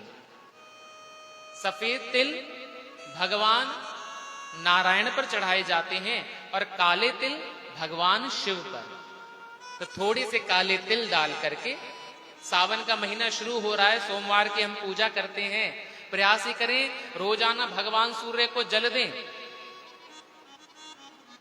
और भगवान शिव के मंदिर में जाकर के भगवान शिव को जलधारा अर्पित करें, क्योंकि शिव से जलधारा अति प्रियम। शिव को जलधारा बहुत प्रिय है। कहा जो मेरे ऊपर जलधारा देगा उससे मैं सदैव प्रसन्न होऊंगा। तब ब्रह्मा ने कहा कि प्रभु मैं भी आपको कुछ देना चाहता हूं, आप मेरे द्वारा भी कुछ स्वीकार कीजिए ना। तब कहते हैं उस जल के अंदर ब्रह्मा ने अपनी दिव्य शक्ति को समाहित किया और तब उस जल में से 2 पेड़ निकले, एक लाल चंदन का, एक सफेद चंदन का। शंकर भगवान बोले, नारायण मैं तुमसे प्रसन्न हूं, इसलिए सफेद चंदन का पेड़ मैं तुम्हें देता हूं और लाल चंदन मैं अपने लिए रखता हूं। ब्रह्मा तुमने ये लाल चंदन का वृक्ष मुझे दिया है, इसलिए मेरे ऊपर जो कोई भी लाल चंदन अर्पित करेगा उसकी मैं समस्त मनोकामनाओं को पूर्ण करूंगा। लेकिन वो लाल चंदन ऐसे नहीं, उसमें गंगा जल मिला करके, नारायण का गंगा जल मिला करके जब लाल चंदन मेरे ऊपर अर्पित करेगा तो मैं प्रसन्न होऊंगा। तो ध्यान दीजिएगा, भगवान शंकर पर सफेद चंदन नहीं चढ़ाते। 2 तरह के चंदन के पेड़ होते हैं, एक लाल चंदन और एक सफेद चंदन। तो लाल चंदन भगवान शंकर पर चढ़ाया जाता है और सफेद चंदन जो है भगवान नारायण पर। और मन में बहुत प्रसन्नता हुई। ब्रह्मा बोले हम चाहते हैं कि हम तीनों के तेज से, क्योंकि अब सृष्टि का आरंभ होने जा रहा है, हम तीनों के तेज से कुछ ऐसी वस्तु उत्पन्न हो जो समस्त तारक हो और हे शिव भगवान आपको अर्पित हो। तब कहते हैं ब्रह्मा विष्णु महेश ने तीनों ने अपने दिव्य तेज को उस जल में समाहित किया और जब तीनों का तेज जल में गया तो उससे एक वृक्ष उत्पन्न हुआ जिसका नाम है बेल पत्र। इसलिए बेल पत्र में कितने पत्ते आते हैं? 3, क्योंकि तीनों देवों की शक्ति समाहित है। शिव भगवान बोले, जो कोई भी मेरे ऊपर ये बेलपत्र अर्पित करेगा उसकी मैं समस्त मनोकामनाओं को पूर्ण करूंगा। त्रिदलम त्रिगुणाकारम त्रिनेत्रम चात्रिधायुधम त्रिजन्म पाप संहारम बिल्वपत्रम शिवार्पणम। जो कोई मेरे पर बेलपत्र अर्पित करेगा उसकी मैं समस्त मनोकामनाओं को पूर्ण करूंगा। त्रिदलम त्रिगुणाकारम त्रिनेत्रम च त्रिधायुधम, त्रिजन्म तीनों जन्मों के पाप का संहार करता है। बोले कब? बिल्वपत्रम शिवार्पणम।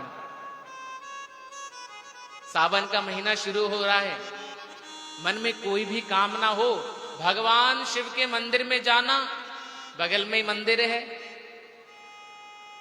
मंदिर में जाएं और भगवान शिव पर बेलपत्र अर्पित करें। और भगवान शिव की भक्ति प्राप्त करना चाहते हो तो बेलपत्र पर चंदन से राम लिख करके अर्पित करो। भगवान शिव बहुत प्रसन्न होते हैं। राम लिख करके वो बेलपत्र भगवान शिव पर चढ़ाना चाहिए। और कहते हैं बेलपत्र कभी अशुद्ध नहीं होता। चढ़ा हुआ बेलपत्र भी यदि हम दोबारा धो करके फिर से शंकर भगवान पर चढ़ा दें तो वह अशुद्ध नहीं माना जाता। बेलपत्र सदैव शुद्ध रहता है। और साइंटिफिक दृष्टि से देखें तो बेलफल और बेलपत्र के बहुत से गुण हैं, क्योंकि तीनों के तेज से ये प्रकट है बेलपत्र। उसके बाद में ब्रह्मा विष्णु बोले कि प्रभु हमसे गलती हुई कि हमने अपने आप को बड़ा माना, अब हम आपकी पूजा करना चाहते हैं।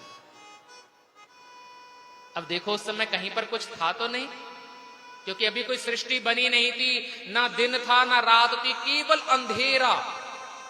भगवान शिव कब प्रकट हुए? बोले अंधेरे में। ध्यान देना, इस सूत्र को जरा पकड़िएगा। शिव का जन्म कब है? बोले घनघोर अंधेरे में, कुछ नहीं, कोई प्रकाश नहीं। और यहीं से सृष्टि का आरंभ है। जीवन में बढ़ने के लिए अंधकार की आवश्यकता तो है। जीवन में अंधकार नहीं होगा तो प्रकाश भी नहीं हो सकता। जीवन में दुख आया तभी सुख मिलेगा प्यारे। हमें ही समझना होगा। शिव की कथा, शिव महापुराण ये समझा रही है। आपने देखा होगा, हमें कोई चोट लग जाए, कोई रोग लग जाए, वो दिन में उतना ठीक नहीं होता। जब रात्रि को हम सोते हैं और अगले दिन उठते हैं तो उसमें एक प्रभाव देखने को मिलता है। मायने कुछ बढ़ोतरी जो होती है वो रात में होती है। आपने देखा होगा औषधियां जो होती हैं वह दिन में इतनी नहीं बढ़ती, वो चंद्रमा के प्रकाश से रात्रि में कुछ बढ़ती हैं।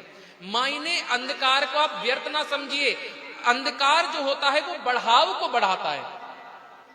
कहते हैं मनुष्य जब सोए उसके लिए अंधेरा होना चाहिए। हम लाइटें जला के सोते हैं ना, ये गलत है। कहते हैं इस सृष्टि में बहुत सी वनस्पतियां तब अपना काम करती है जब पूर्ण अंधेरा होता है।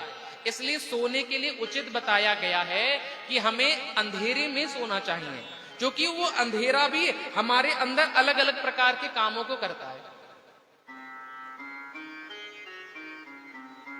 और हो तो चंद्रमा और तारे का प्रकाश हो, अन्यत्र कोई प्रकाश नहीं होना चाहिए। इसलिए सोते समय दीपक को बुझा करके सोना चाहिए। हम तो 0 वाट का बल्ब भी जला करके सो लेते हैं। ये यदि हम शास्त्र की दृष्टि से देखें तो ये सही नहीं है। अंधकार और शिव उस अंधकार से प्रकट है और इसीलिए शिव रात्रि का आरंभ है। उस विशाल शिवलिंग की पूजा करी ब्रह्मा और विष्णु ने। कुछ नहीं था, सृष्टि आरंभ हो रही है। कोई हम भगवान शिव की पूजा पर ये चढ़ाते ना टमाटर, आलू, गाजर, नहीं था उस समय ये सब कुछ। सेब संतरा थोड़ी ना चढ़ाते हैं शंकर भगवान को, भोले बाबा हैं, कुछ भी चढ़ा दो इनके ऊपर। तो अभी आलू टमाटर तब तक तो हुए नहीं थे। तो बोले क्या था उस समय? कहते हैं पौरुष वस्तुओं के द्वारा सर्वप्रथम शिवलिंग की पूजा की गई। और पौरुष वस्तु कौन सी है? जो स्वयं प्रकट हो जाती है।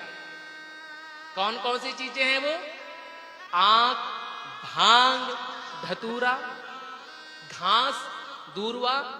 बारिश के दिनों में खुद ही प्रकट हो जाती है ना, कोई उगाने की जरूरत नहीं पड़ती है। तो कहते हैं सर्वप्रथम 5 चीजों के द्वारा भगवान शिव की पूजा की गई। भांग, धतूरा, आंख, शमी और दूर्वा। और ध्यान देना कैसे? भांग के पत्ते चढ़ाए और धतूरे का फल। धतूरे का फल देखा है? वो कांटेदार होता है ना। तो धतूरे का पौधा नहीं, धतूरे का फल और आंख का फूल। आंख देखा है ना, सफेद आंख जो होता है, जिसे पत्ता तोड़ते दूध सा निकलता है। तो कहते हैं सफेद आंख के पत्ते नहीं चढ़ाने चाहिए, सफेद आंख के फूल चढ़ाने चाहिए। इसलिए कहते हैं आंख का एक नाम होता है मंदार।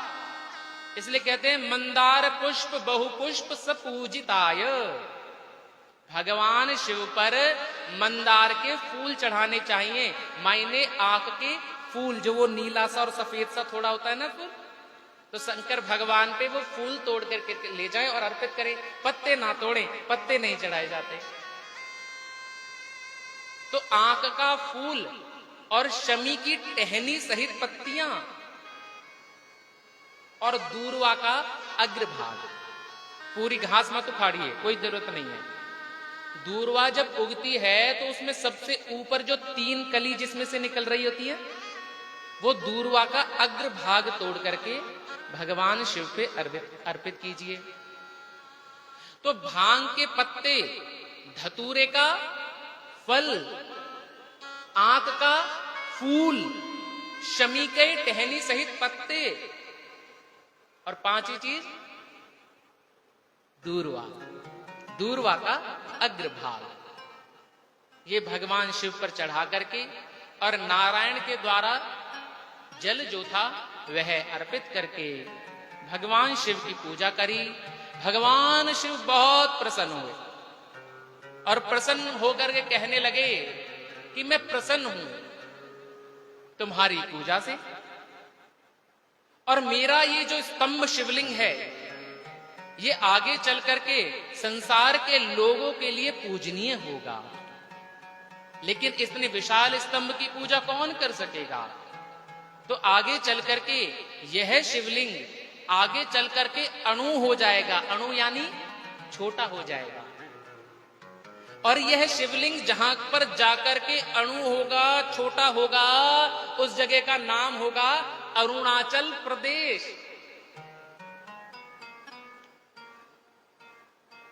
अरुणाचल प्रदेश उस जगह का स्थान का नाम होगा। ऐसा वर्णन शिव महापुराण में है। और मैं आपको एक बात बताऊं, सन 2004 में एक खोज हुई।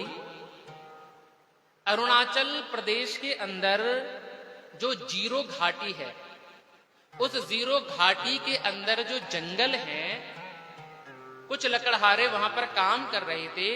काम करते करते उन्हें एक दिव्य शक्ति का आभास हुआ और उन्होंने जब खोज करी तो वहां पर जब खोज की गई तो जंगलों को काटा गया और तो देखा गया वहां पर विशाल शिवलिंग है। और सबसे बड़ा वहां पर शिवलिंग मिला जो कि टोटल 24 फुट का है। कितने फुट का? 24। 4 फुट नीचे अंदर है और 20 फुट ऊपर है। वहां पर नंदी आदि की प्रतिमा भी पाई गई है। और ये शिवलिंग स्वयंभू, स्वयं प्रकट शिवलिंग है। और जिस नारायण को वरदान दिया था जल का, वह जल भी वहीं से बहता है। तो कुछ संतों का और शिव पुराण के अनुसार यदि हम माने तो कुछ संत जन कहते हैं यह वही शिवलिंग है जो सर्वप्रथम प्रकट हुआ था, जो कि जीरो घाटी में। आज के समय में तो वहां पर दर्शन करने के लिए भी भक्त लोग जाते हैं। शाम के 6 बजे तक का समय है, क्योंकि घोर जंगल है वहां पर। तो स्वयंभू प्रकट शिवलिंग जो हुआ वो प्रथम शिवलिंग की स्थापना यहीं पर हुई है। और कहा है इस शिवलिंग की तुमने पूजा करी है, इस दिन को जो कोई भी संसार का लोग मेरी पूजा करेगा उसके मैं समस्त मनोरथों को पूर्ण करूंगा। और यही दिन शिवरात्रि हुआ।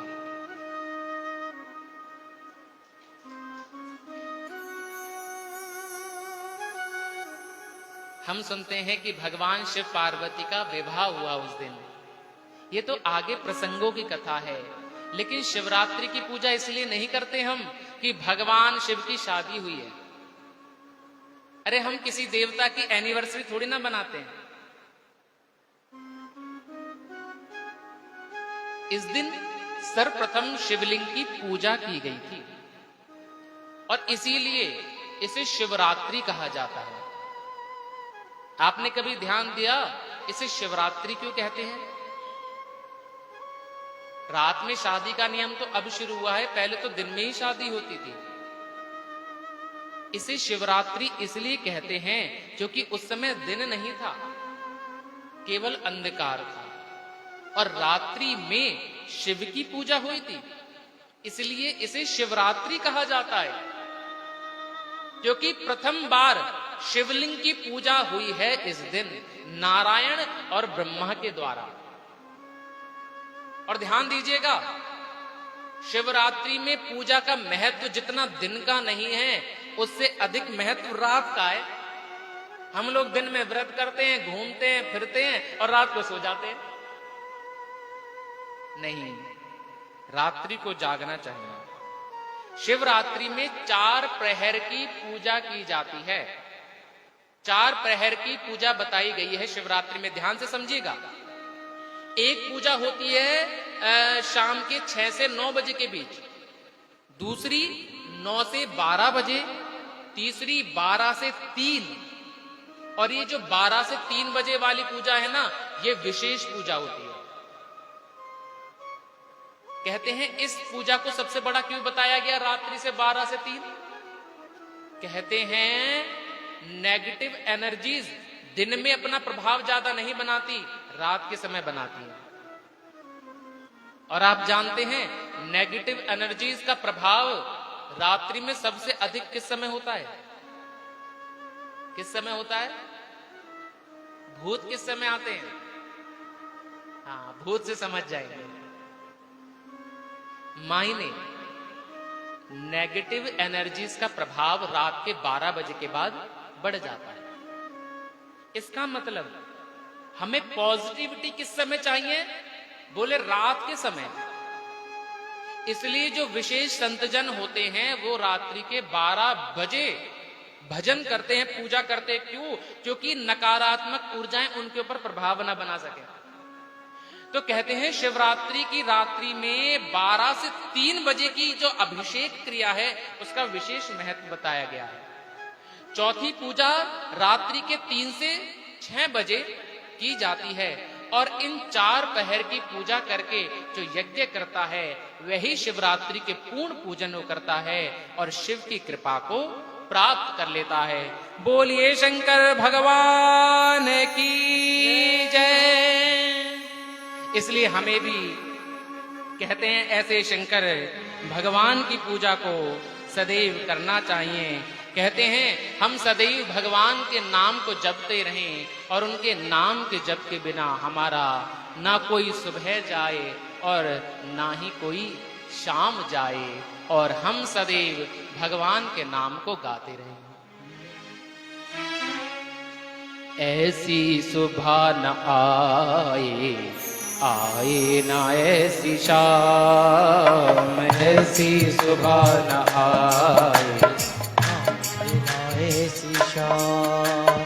जिस दिन जुबां पे मेरी, जिस दिन जुबां पे मेरी आए न शिव का नाम, ऐसी सुबह न आए, आए न ऐसी शाम, ऐसी सुबह न आए, आए न ऐसी शाम।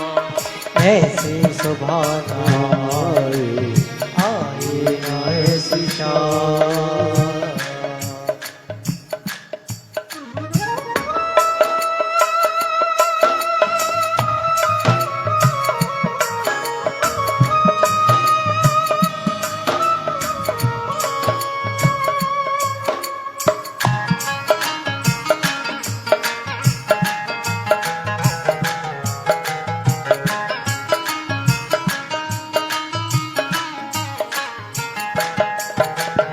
मन मंदिर में वास है तेरा, तेरी छवि बसाए। प्यासी आत्मा बन के जोगन तेरी शरण में आए। तेरी शरण में आई, तेरी शरण में आई। मन मंदिर में वास है तेरा, तेरी छवि बसाए। प्यासी आत्मा बन के जोगन तेरी शरण में आए। तेरी शरण में आई, तेरी शरण में आई। तेरी शरण में पाया, तेरी शरण में पाया, तेरी शरण में पाया, तेरी शरण में पाया। मैंने ये विश्राम। ऐसी सुबह न आए, आए न ऐसी शाम। ऐसी जुबां पे मेरी, इस दिल जुबां पे मेरी, आए न स्वीकारा। ऐसी सुबह न आए, आए न ऐसी शाम।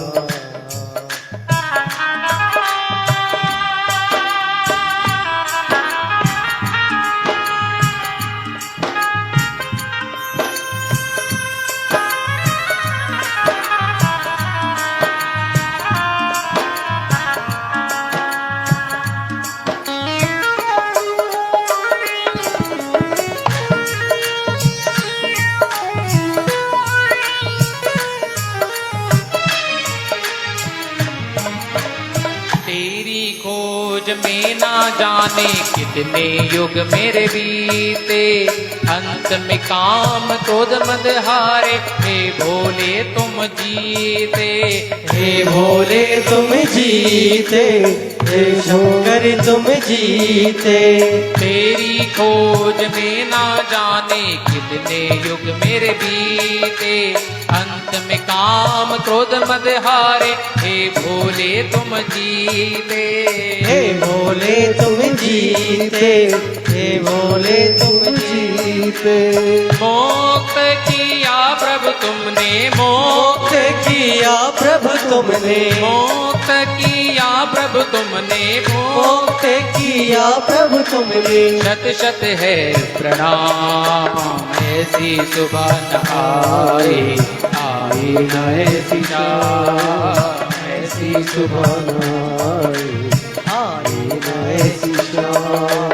जिस दिन जुबां पे मेरी, जिस दिन जुबां पे मेरी, जिस दिन जुबां पे मेरी, जिस दिन जुबां पे मेरी, आए न शिव का नाम। ऐसी सुबह न आए, आए न ऐसी शाम।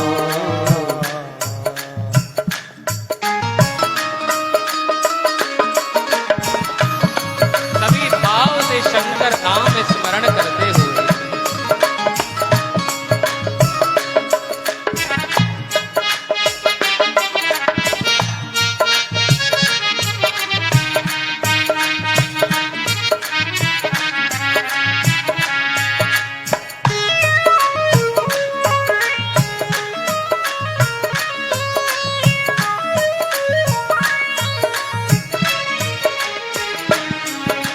सर्व कला संपन्न तुम हो, तुम मेरे परमेश्वर।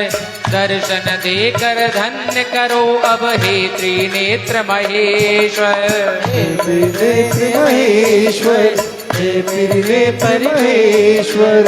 सर्व कला संपन्न तुम हो, तुम मेरे परमेश्वर। दर्शन देकर धन्य करो है त्रिनेत्र महेश्वर। त्रिनेत्र महेश्वर, त्रिनेत्र महेश्वर। भवसागर से तर जाऊंगा, भवसागर से तर जाऊंगा, भवसागर से तर जाऊंगा, भवसागर से तर जाऊंगा। लेकर नाम तेरा ऐसी सुबह आए, आए न ऐसी शाम, ऐसी सुबह आए, आए न ऐसी शाम। जिस दिन सुबह पे मेरी, जिस दिन सुबह पे मेरी, जिस दिन सुबह पे मेरी, जिस दिन सुबह पे मेरी आए न शिव का नाम, ऐसी सुबह आए, आए न ऐसी शाम। ओम नमः शिवाय, ओम नमः शिवाय, ओम नमः शिवाय। बोलो नमः शिवाय, ओम नमः शिवाय, ओम नमः शिवाय, ओम नमः शिवाय, ओम नमः शिवाय। ओम नमः शिवाय, ओम नमः शिवाय, ओम नमः शिवाय। बोलो ओम नमः शिवाय, ओम नमः शिवाय, ओम नमः शिवाय, ओम नमः शिवाय, ओम नमः शिवाय। ओम नमः शिवाय, ओम नमः शिवाय, ओम नमः शिवाय। बोलो ओम नमः शिवाय, ओम नमः शिवाय, ओम नमः शिवाय, ओम नमः शिवाय, ओम नमः शिवाय। हर हर शंभु जय शिव शंभु, जय शिव शंभु नमो नमः। हर हर शंभो जय शिव शंभो, जय शिव शंभो नमो नमः। हर हर शंभु जय शिव शंभु, जय शिव शंभु नमो नमः। हर हर शंभो जय शिव शंभो, जय शिव शंभो नमो नमः। हर हर शंभु जय शिव शंभु, जय शिव शंभु नमो नमः। हर हर शंभो जय शिव शंभो, जय शिव शंभो नमो नमः। हर हर शंभु जय शिव शंभु, जय शिव शंभु नमो नमः। हर हर शंभो जय शिव शंभो, जय शिव शंभो नमो नमः। हर हर शंभु जय शिव शंभु, जय शिव शंभु नमो नमः। हर हर हर शंभो जय शिव शंभो, जय शिव शंभो नमो नमः। हर हर शंभु जय शिव शंभु, जय शिव शंभु नमो नमः। हरे हरे शंभो जय शिव शंभो, जय शिव शंभो नमो नमः। हरे हरे शंभु जय शिव शंभु, जय शिव शंभु नमो नमः। हरे हरे शंभो जय शिव शंभु, जय शिव शंभो नमो नमः। हर हर शंभु जय शिव शंभु, जय शिव शंभु नमो नमः। हर हर शंभो जय शिव शंभु, जय शिव शंभु नमो नमः। हर हर शंभु जय शिव शंभु, जय शिव शंभु नमो नमः। हर हर शंभो जय शिव शंभु, जय शिव शंभु नमो नमः। हरे हरे शंभु जय शिव शंभु, जय शिव शंभु नमो नमः। हरे हरे शंभो जय शिव शंभु, जय शिव शंभु नमो नमः। हरे हरे शंभु जय शिव शंभु, जय शिव शंभु नमो नमः। हरे हरे शंभो जय शिव शंभु, जय शिव शंभु नमो नमः। और तब से पावन शिवरात्रि का पर्व आरंभ हुआ। तो आज हमने जाना कि शिवरात्रि क्यों मनाते हैं। इस दिन भगवान शिव ने जन्म नहीं लिया है, इस दिन भगवान शिव का विवाह भी नहीं हुआ है। बोले तो क्या सर्वप्रथम पूजा हुई है। तो बोले भगवान शिव ने फिर जन्म कब लिया, वो दिन कौन सा है। तो कहते हैं सर्वप्रथम शिवलिंग की स्थापना जो हुई वो दिन कौन सा है। कहते हैं मार्गशीर्ष मास में आद्रा नक्षत्र वाले दिन शिवलिंग प्रकट हुआ है। तो शंकर भगवान का जन्म कौन सा दिन हुआ है। मार्गशीर्ष अगहन का महीना जो होता है उसमें प्रदोष काल में आद्रा नक्षत्र में भगवान शिव ने जन्म लिया। इसलिए जो लोग प्रदोष व्रत करते हैं या प्रदोष व्रत करना चाहते हैं, वह मार्गशीर्ष के महीने में आद्रा नक्षत्र से या प्रदोष से अपने व्रत को आरंभ कर सकते हैं। और कहते हैं प्रदोष व्रत इसलिए किया जाता है, कहते हैं घर में सुख शांति प्राप्त करने के लिए और परिवार की वृद्धि के लिए प्रदोष का व्रत किया जाता है। जीवन में संकल्प लें, 15 दिन में एक बार प्रदोष आती है, उस प्रदोष का व्रत करना चाहिए। तो मार्गशीर्ष मास के आद्रा नक्षत्र में भगवान शिव ने जन्म लिया और शिवरात्रि वाले दिन से शिवलिंग की पहली बार पूजा की गई और इसीलिए शिवरात्रि वाले दिन हम सभी लोग शिवलिंग की पूजा करते हैं। और कहा,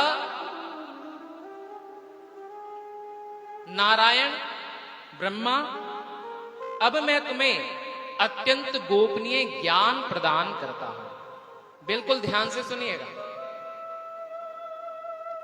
देखो, हो सकता है शिव पुराण में वो रोचकता ना मिले, कन्हैया की लीलाएं तो बड़ी टेढ़ी हैं, लेकिन शिव की कथा में रहस्य बहुत है।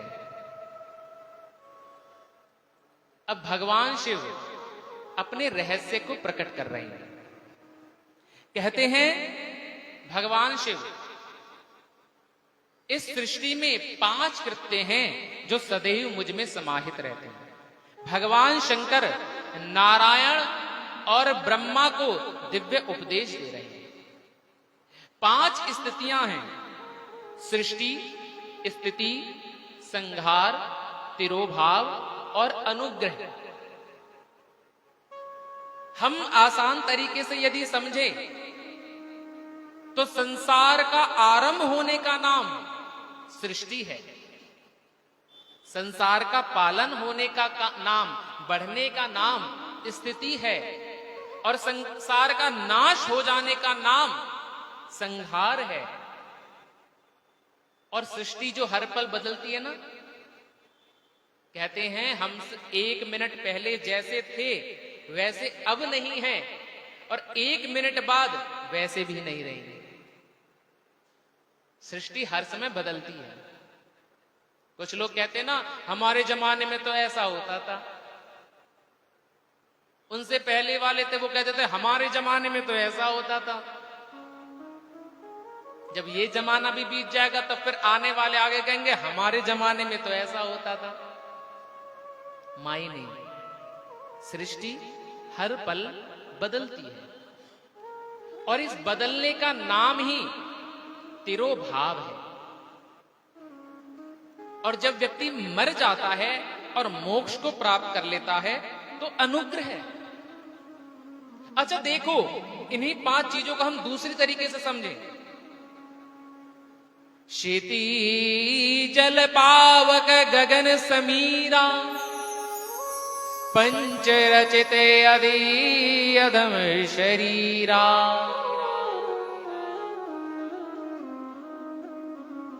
5 चीजें हैं। कहते हैं जल, हमारा शरीर का निर्माण 5 चीजों से, ध्यान से समझना। क्षिति, जल, पावक, गगन, समीरा, 5 चीजों से शरीर बनता है ना। जल से, अग्नि से, पवन से, मिट्टी से, गगन आकाश के द्वारा। तो हम ध्यान से समझे, जल में क्या भाव है? बोले जल में स्थिति है, पृथ्वी में सृष्टि है, अग्नि में संहार है, पवन में तिरोभाव है, हवा ही तो बदलती है, हमें यहां से वहां जाना, ये सब क्या है? तिरोभाव है। और अनुग्रह आकाश, हमारे अंदर से ये प्राण निकल जाए और आकाश में जाके मिल जाए, फिर कुछ नहीं बचता। सृष्टि का प्रवेश नारायण में, ये ब्रह्मा में, स्थिति नारायण के द्वारा, संगार रुद्र के द्वारा, और तिरोभाव महेश के द्वारा, और अनुग्रह शंकर भगवान कहते हैं ये अनुग्रह रूपी जो शिव है ना, इसे मैं स्वयं प्रदान करता हूं। तो भगवान शिव कौन है? बोले मोक्ष के देव हैं। इसलिए प्रत्येक शमशान घाट के बाहर क्या लिखा होता है? मोक्ष धाम। भगवान शिव कौन है? मोक्ष देने वाले। हे नारायण ब्रह्मा, तुम जानते हो तुम आपस में क्यों लड़ाई कर रहे थे? क्योंकि तुमने मेरा ध्यान छोड़ा था, और मेरा ध्यान छोड़ने के कारण ही तो तुम माया से ग्रसित हुए। यदि तुम मेरा ध्यान नहीं छोड़ते तो तुम माया से ग्रसित कैसे होते? तुमने मेरा ध्यान छोड़ा था, और मेरा ध्यान छोड़ने के कारण तुमने माया को प्राप्त किया। इसलिए तुम कभी मेरा ध्यान मत छोड़ना। और मेरा ध्यान सदैव ओम में होता है। ऋषियों ने प्रश्न किया, प्रभु ये ओम क्या है? आप जरा वर्णन करके बताइए, ये ओम क्या है? ओम कितने शब्दों से बना है? कितने शब्दों से बना है?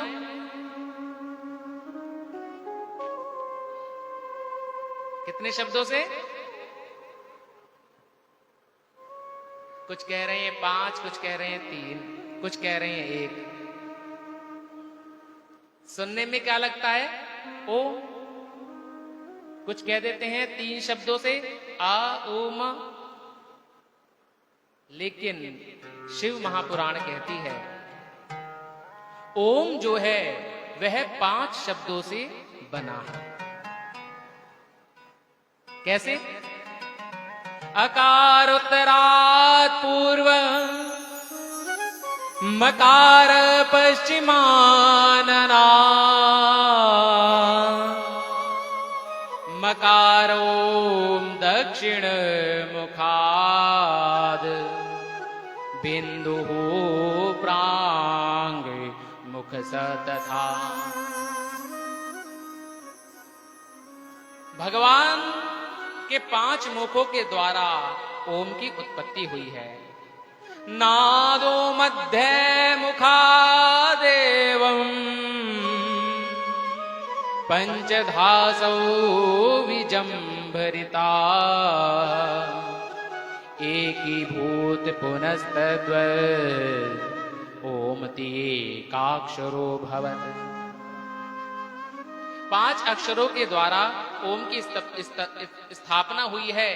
कहते हैं 4 दिशाएं हैं, पूर्व, पश्चिम, उत्तर, दक्षिण।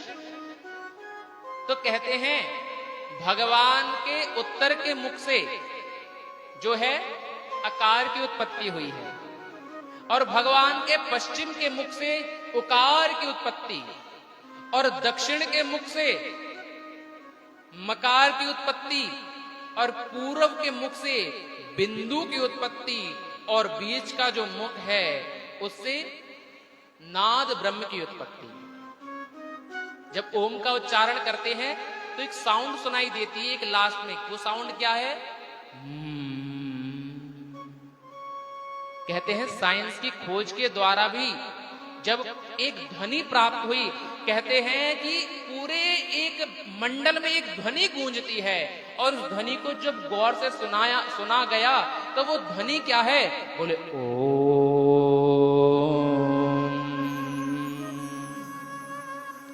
ये ध्वनि सदा गूंजती है। और कहते हैं ये हमिंग की जो साउंड है ना, ये हम कानों को भी जब बंद करें तो सुनाई देती है ना? कानों को भी जब बंद करें तो एक कहते हैं मरने से पहले ये जो एक हमिंग की जो साउंड है ना, वो आना बंद हो जाती है, मायने अब प्राण निकलने वाले। ओम क्या है? शिव है। शिव अंदर जब तक है, हम श्वास ले रहे हैं, बोल रहे हैं, बात कर रहे हैं, सब चल रहा है। ये शिव तत्व जिस दिन निकल करके मोक्ष रूपी आकाश में मिल गया, शरीर पड़ा रह जाता है, और ये जो नाद ब्रह्म है ये बंद हो जाता है। ये शरीर का डमरू तब तक ही बज रहा है जब तक वो शिव अंदर है। इसलिए कहते हैं ओम से ही सृष्टि का आरंभ है।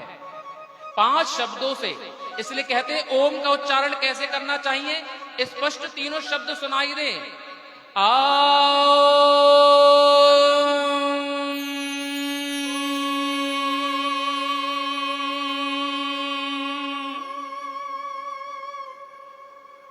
ये अंदर ध्वनि गूंजनी चाहिए। जब हम पूजा करें, पूजा करने से पहले अपने मन में, पढ़ाई करते समय भी मन ना लगे, किसी काम में ध्यान एकाग्र ना हो, तो सुखासन से आलती पालती मार करके बैठ जाना और नेत्र बंद कर लेना, और नेत्र बंद करके अपने बिंदु ब्रह्म में ओम का ध्यान करना, और ऐसे अग्नि के स्वरूप में उस ओम का निर्माण करते हुए मन में इस ओम का उच्चारण करना।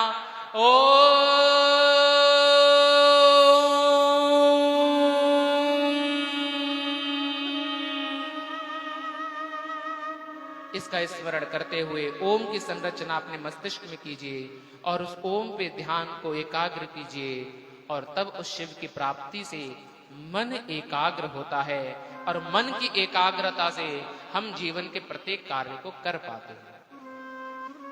ओम की स्थापना, और ओम की स्थापना के बाद में इसी ओम के 5 शब्दों से नमः शिवाय मंत्र की संरचना हुई है। कहते हैं आ उ मा बिंदु और नाद ब्रह्म से नमः शिवाय उत्पन्न हुआ। कैसे?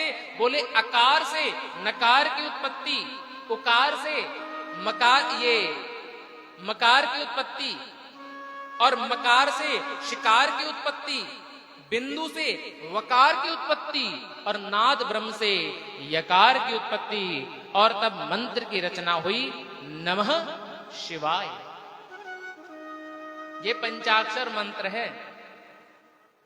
कहते हैं सावन के महीने में इस पंचाक्षर मंत्र का सदैव हमें जाप करना चाहिए। नमः शिवाय, सभी साथ में बोलिए, नमः शिवाय, नमः शिवाय, नमः शिवाय। ओम से नमः शिवाय मंत्र प्रकट हुआ, और ओम इसका प्रणव हुआ। प्रणव यानी आरंभ, और नमः शिवाय से आगे चलकर के ही 5 शब्द बने। ध्यान देना, बिल्कुल ध्यान से आप समझिएगा इसे। आ, ई, उ, री और री, ये 5 शब्द बने नमः शिवाय मंत्र से। इंग्लिश में यदि हम समझे तो 5 वॉवल्स A-E-I-O-U, और इन्हीं 5 मात्रिकाओं से आगे चल करके फिर अन्यत्र मंत्रों की संरचना हुई है। कहते हैं भगवान शंकर ने अपने डमरू को 14 बार बजाया है। नित्वावसाने नटराज राजो ननाद ढक्का नव पंचवारम उद्धर दुकामासनकादि सिद्धे त्वदीय अमरशे शिव सूत्र जालम। कहते हैं भगवान शंकर ने तांडव करते करते अपने डमरू को 14 बार बजाया है, और तब आगे चल करके इन 5 शब्दों से मंत्रों की संरचना हुई है। कैसे? भगवान शंकर ने अपने डमरू को लिया और डम डम डम डम डम डम बजाया है, और कहते हैं ये हमें सुनने में तो ऐसा लगा कि डम डम डम डम डम डम डम डम डमरू बज रहा है, लेकिन इसमें से 14 सूत्र प्रकट हो रहे हैं। कौन कौन से? ऐ ओण रिल रिक ए ओं ऐ यो छाया वराट लड़ य म गड़ नम झ घड़ धश झ भ घड़ धश ख फ छ ठ त च ट त व क प य श श स र हल। इति माहेश्वरणानि सूत्राणि अनादि संज्ञार्थानि एषा मंत्या इता। 14 सूत्र प्रकट हुए, और तब प्रकट हुए हैं भगवान नारायण। नारायण के नाभि से ब्रह्मा, ब्रह्मा से गायत्री मंत्र की रचना और गायत्री मंत्रों से वेदों की रचना और वेदों में हजारों लाखों करोड़ों मंत्रों की रचना और उन्हीं मंत्रों के अधीन है ये देव। इसलिए कहते हैं हम मंत्रों के द्वारा यदि देवों को प्राप्त करना चाहें तो हमें मंत्रों को पूजना चाहिए और मंत्रों का गान करना चाहिए, क्योंकि मंत्रों के द्वारा ही देव प्रकट होते हैं। आइए अब आप हम सब मिलकर के भी नमः शिवाय मंत्र का जाप करेंगे और आज ही कथा का विश्राम करेंगे, क्योंकि आज कलश यात्रा में भी समय लगा और बहुत से भक्तगण सुबह से आए हुए हैं आज गुरु पूर्णिमा के पावन पर्व पे भी। कल बड़े सुंदर सती चरित्र, भगवान की कैलाश की यात्रा और सृष्टि प्रसंग का विस्तार से वर्णन करेंगे। कथा का समय है 3 बजे, 3 बजे से 7 बजे तक।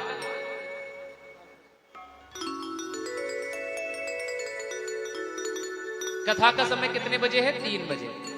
सभी पहले मिलकर के, मैं चाहता हूं सावन का महीना है तो आप सभी मिलकर के पूजन करें। जो भी कल का कथा के यजमान बनना चाहें वह भी अपना नाम लिखवा सकते हैं और सभी मिलकर के भगवान शिव का पूजन करेंगे पहले। और पूजन करके हम चाहते हैं इस कथा को एक पूजा विधि से भी जोड़ते हुए सभी मिलकर के पहले भगवान शिव का अभिषेक करेंगे। सावन का महीना कल से आरंभ है और जो भी अपने घर से बेलपत्र लाना चाहे वो बेलपत्र ला करके भगवान शिव के चरणों में समर्पित कर सकते हैं। पावन शिव महापुराण है, तो इस पावन शिव महापुराण में सभी बेलपत्र ला करके भगवान शिव पर अर्पित करेंगे। प्रसाद लाना चाहे वह भी ला सकते हैं और सभी सदस्य मिलकर के इस पावन शिव महापुराण में आनंद लेंगे। आइए सभी मिलकर के इस नमः शिवाय मंत्र का जाप करें और पावन शिव तांडव स्तोत्र का पाठ। नमः शिवाय, ओम नमः शिवाय, हरे हरे भोले नमः शिवाय, नमः शिवाय, ओम नमः शिवाय,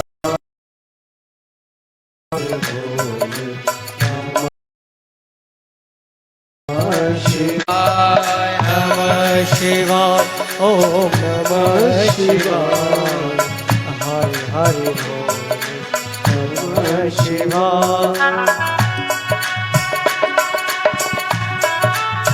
नादवट्टमर्वयं चकार चण्ड ताण्डव तनोतु नः शिवा शिवं जटातटाः सम्भ्रम भ्रमानिलिम्प निर्जरि विलोलवीचिवल्लरि विराजमान मूर्धनि जगत् जगत् जगच्चल ललाट भट्ट पावके किशोर चन्द्रशेखर प्रदीक्षणं धराधरेन्द्र नन्दिनि विलास बन्धु बन्धुर सुरोद्दिगन्त संसदि प्रमोदमान मानस कृपाकटाक्ष धोरणि निरुद्ध दुर्धरापदि कजी दिगंबरे मनो विनोद में तुवस्तुनि। हर हर शंभु जय शिव शंभु, जय शिव शंभु नमो नमः। हर जय शिव शंभु, जय शिव शंभु नमो नमः। हर हर शंभु जय शिव शंभु, जय शिव शंभु नमो नमः। हर हर शंभु जय शिव शंभु, जय शिव शंभु नमो नमः। हर हर शंभु जय शिव शंभु, जय शिव शंभु नमो नमः। हर हर शंभु नमो नमः। भुजंगराजमालय निबद्धदारजोटका चिराय जाय घोर बंधु शेखर ललाट तत्वरज मेघमंड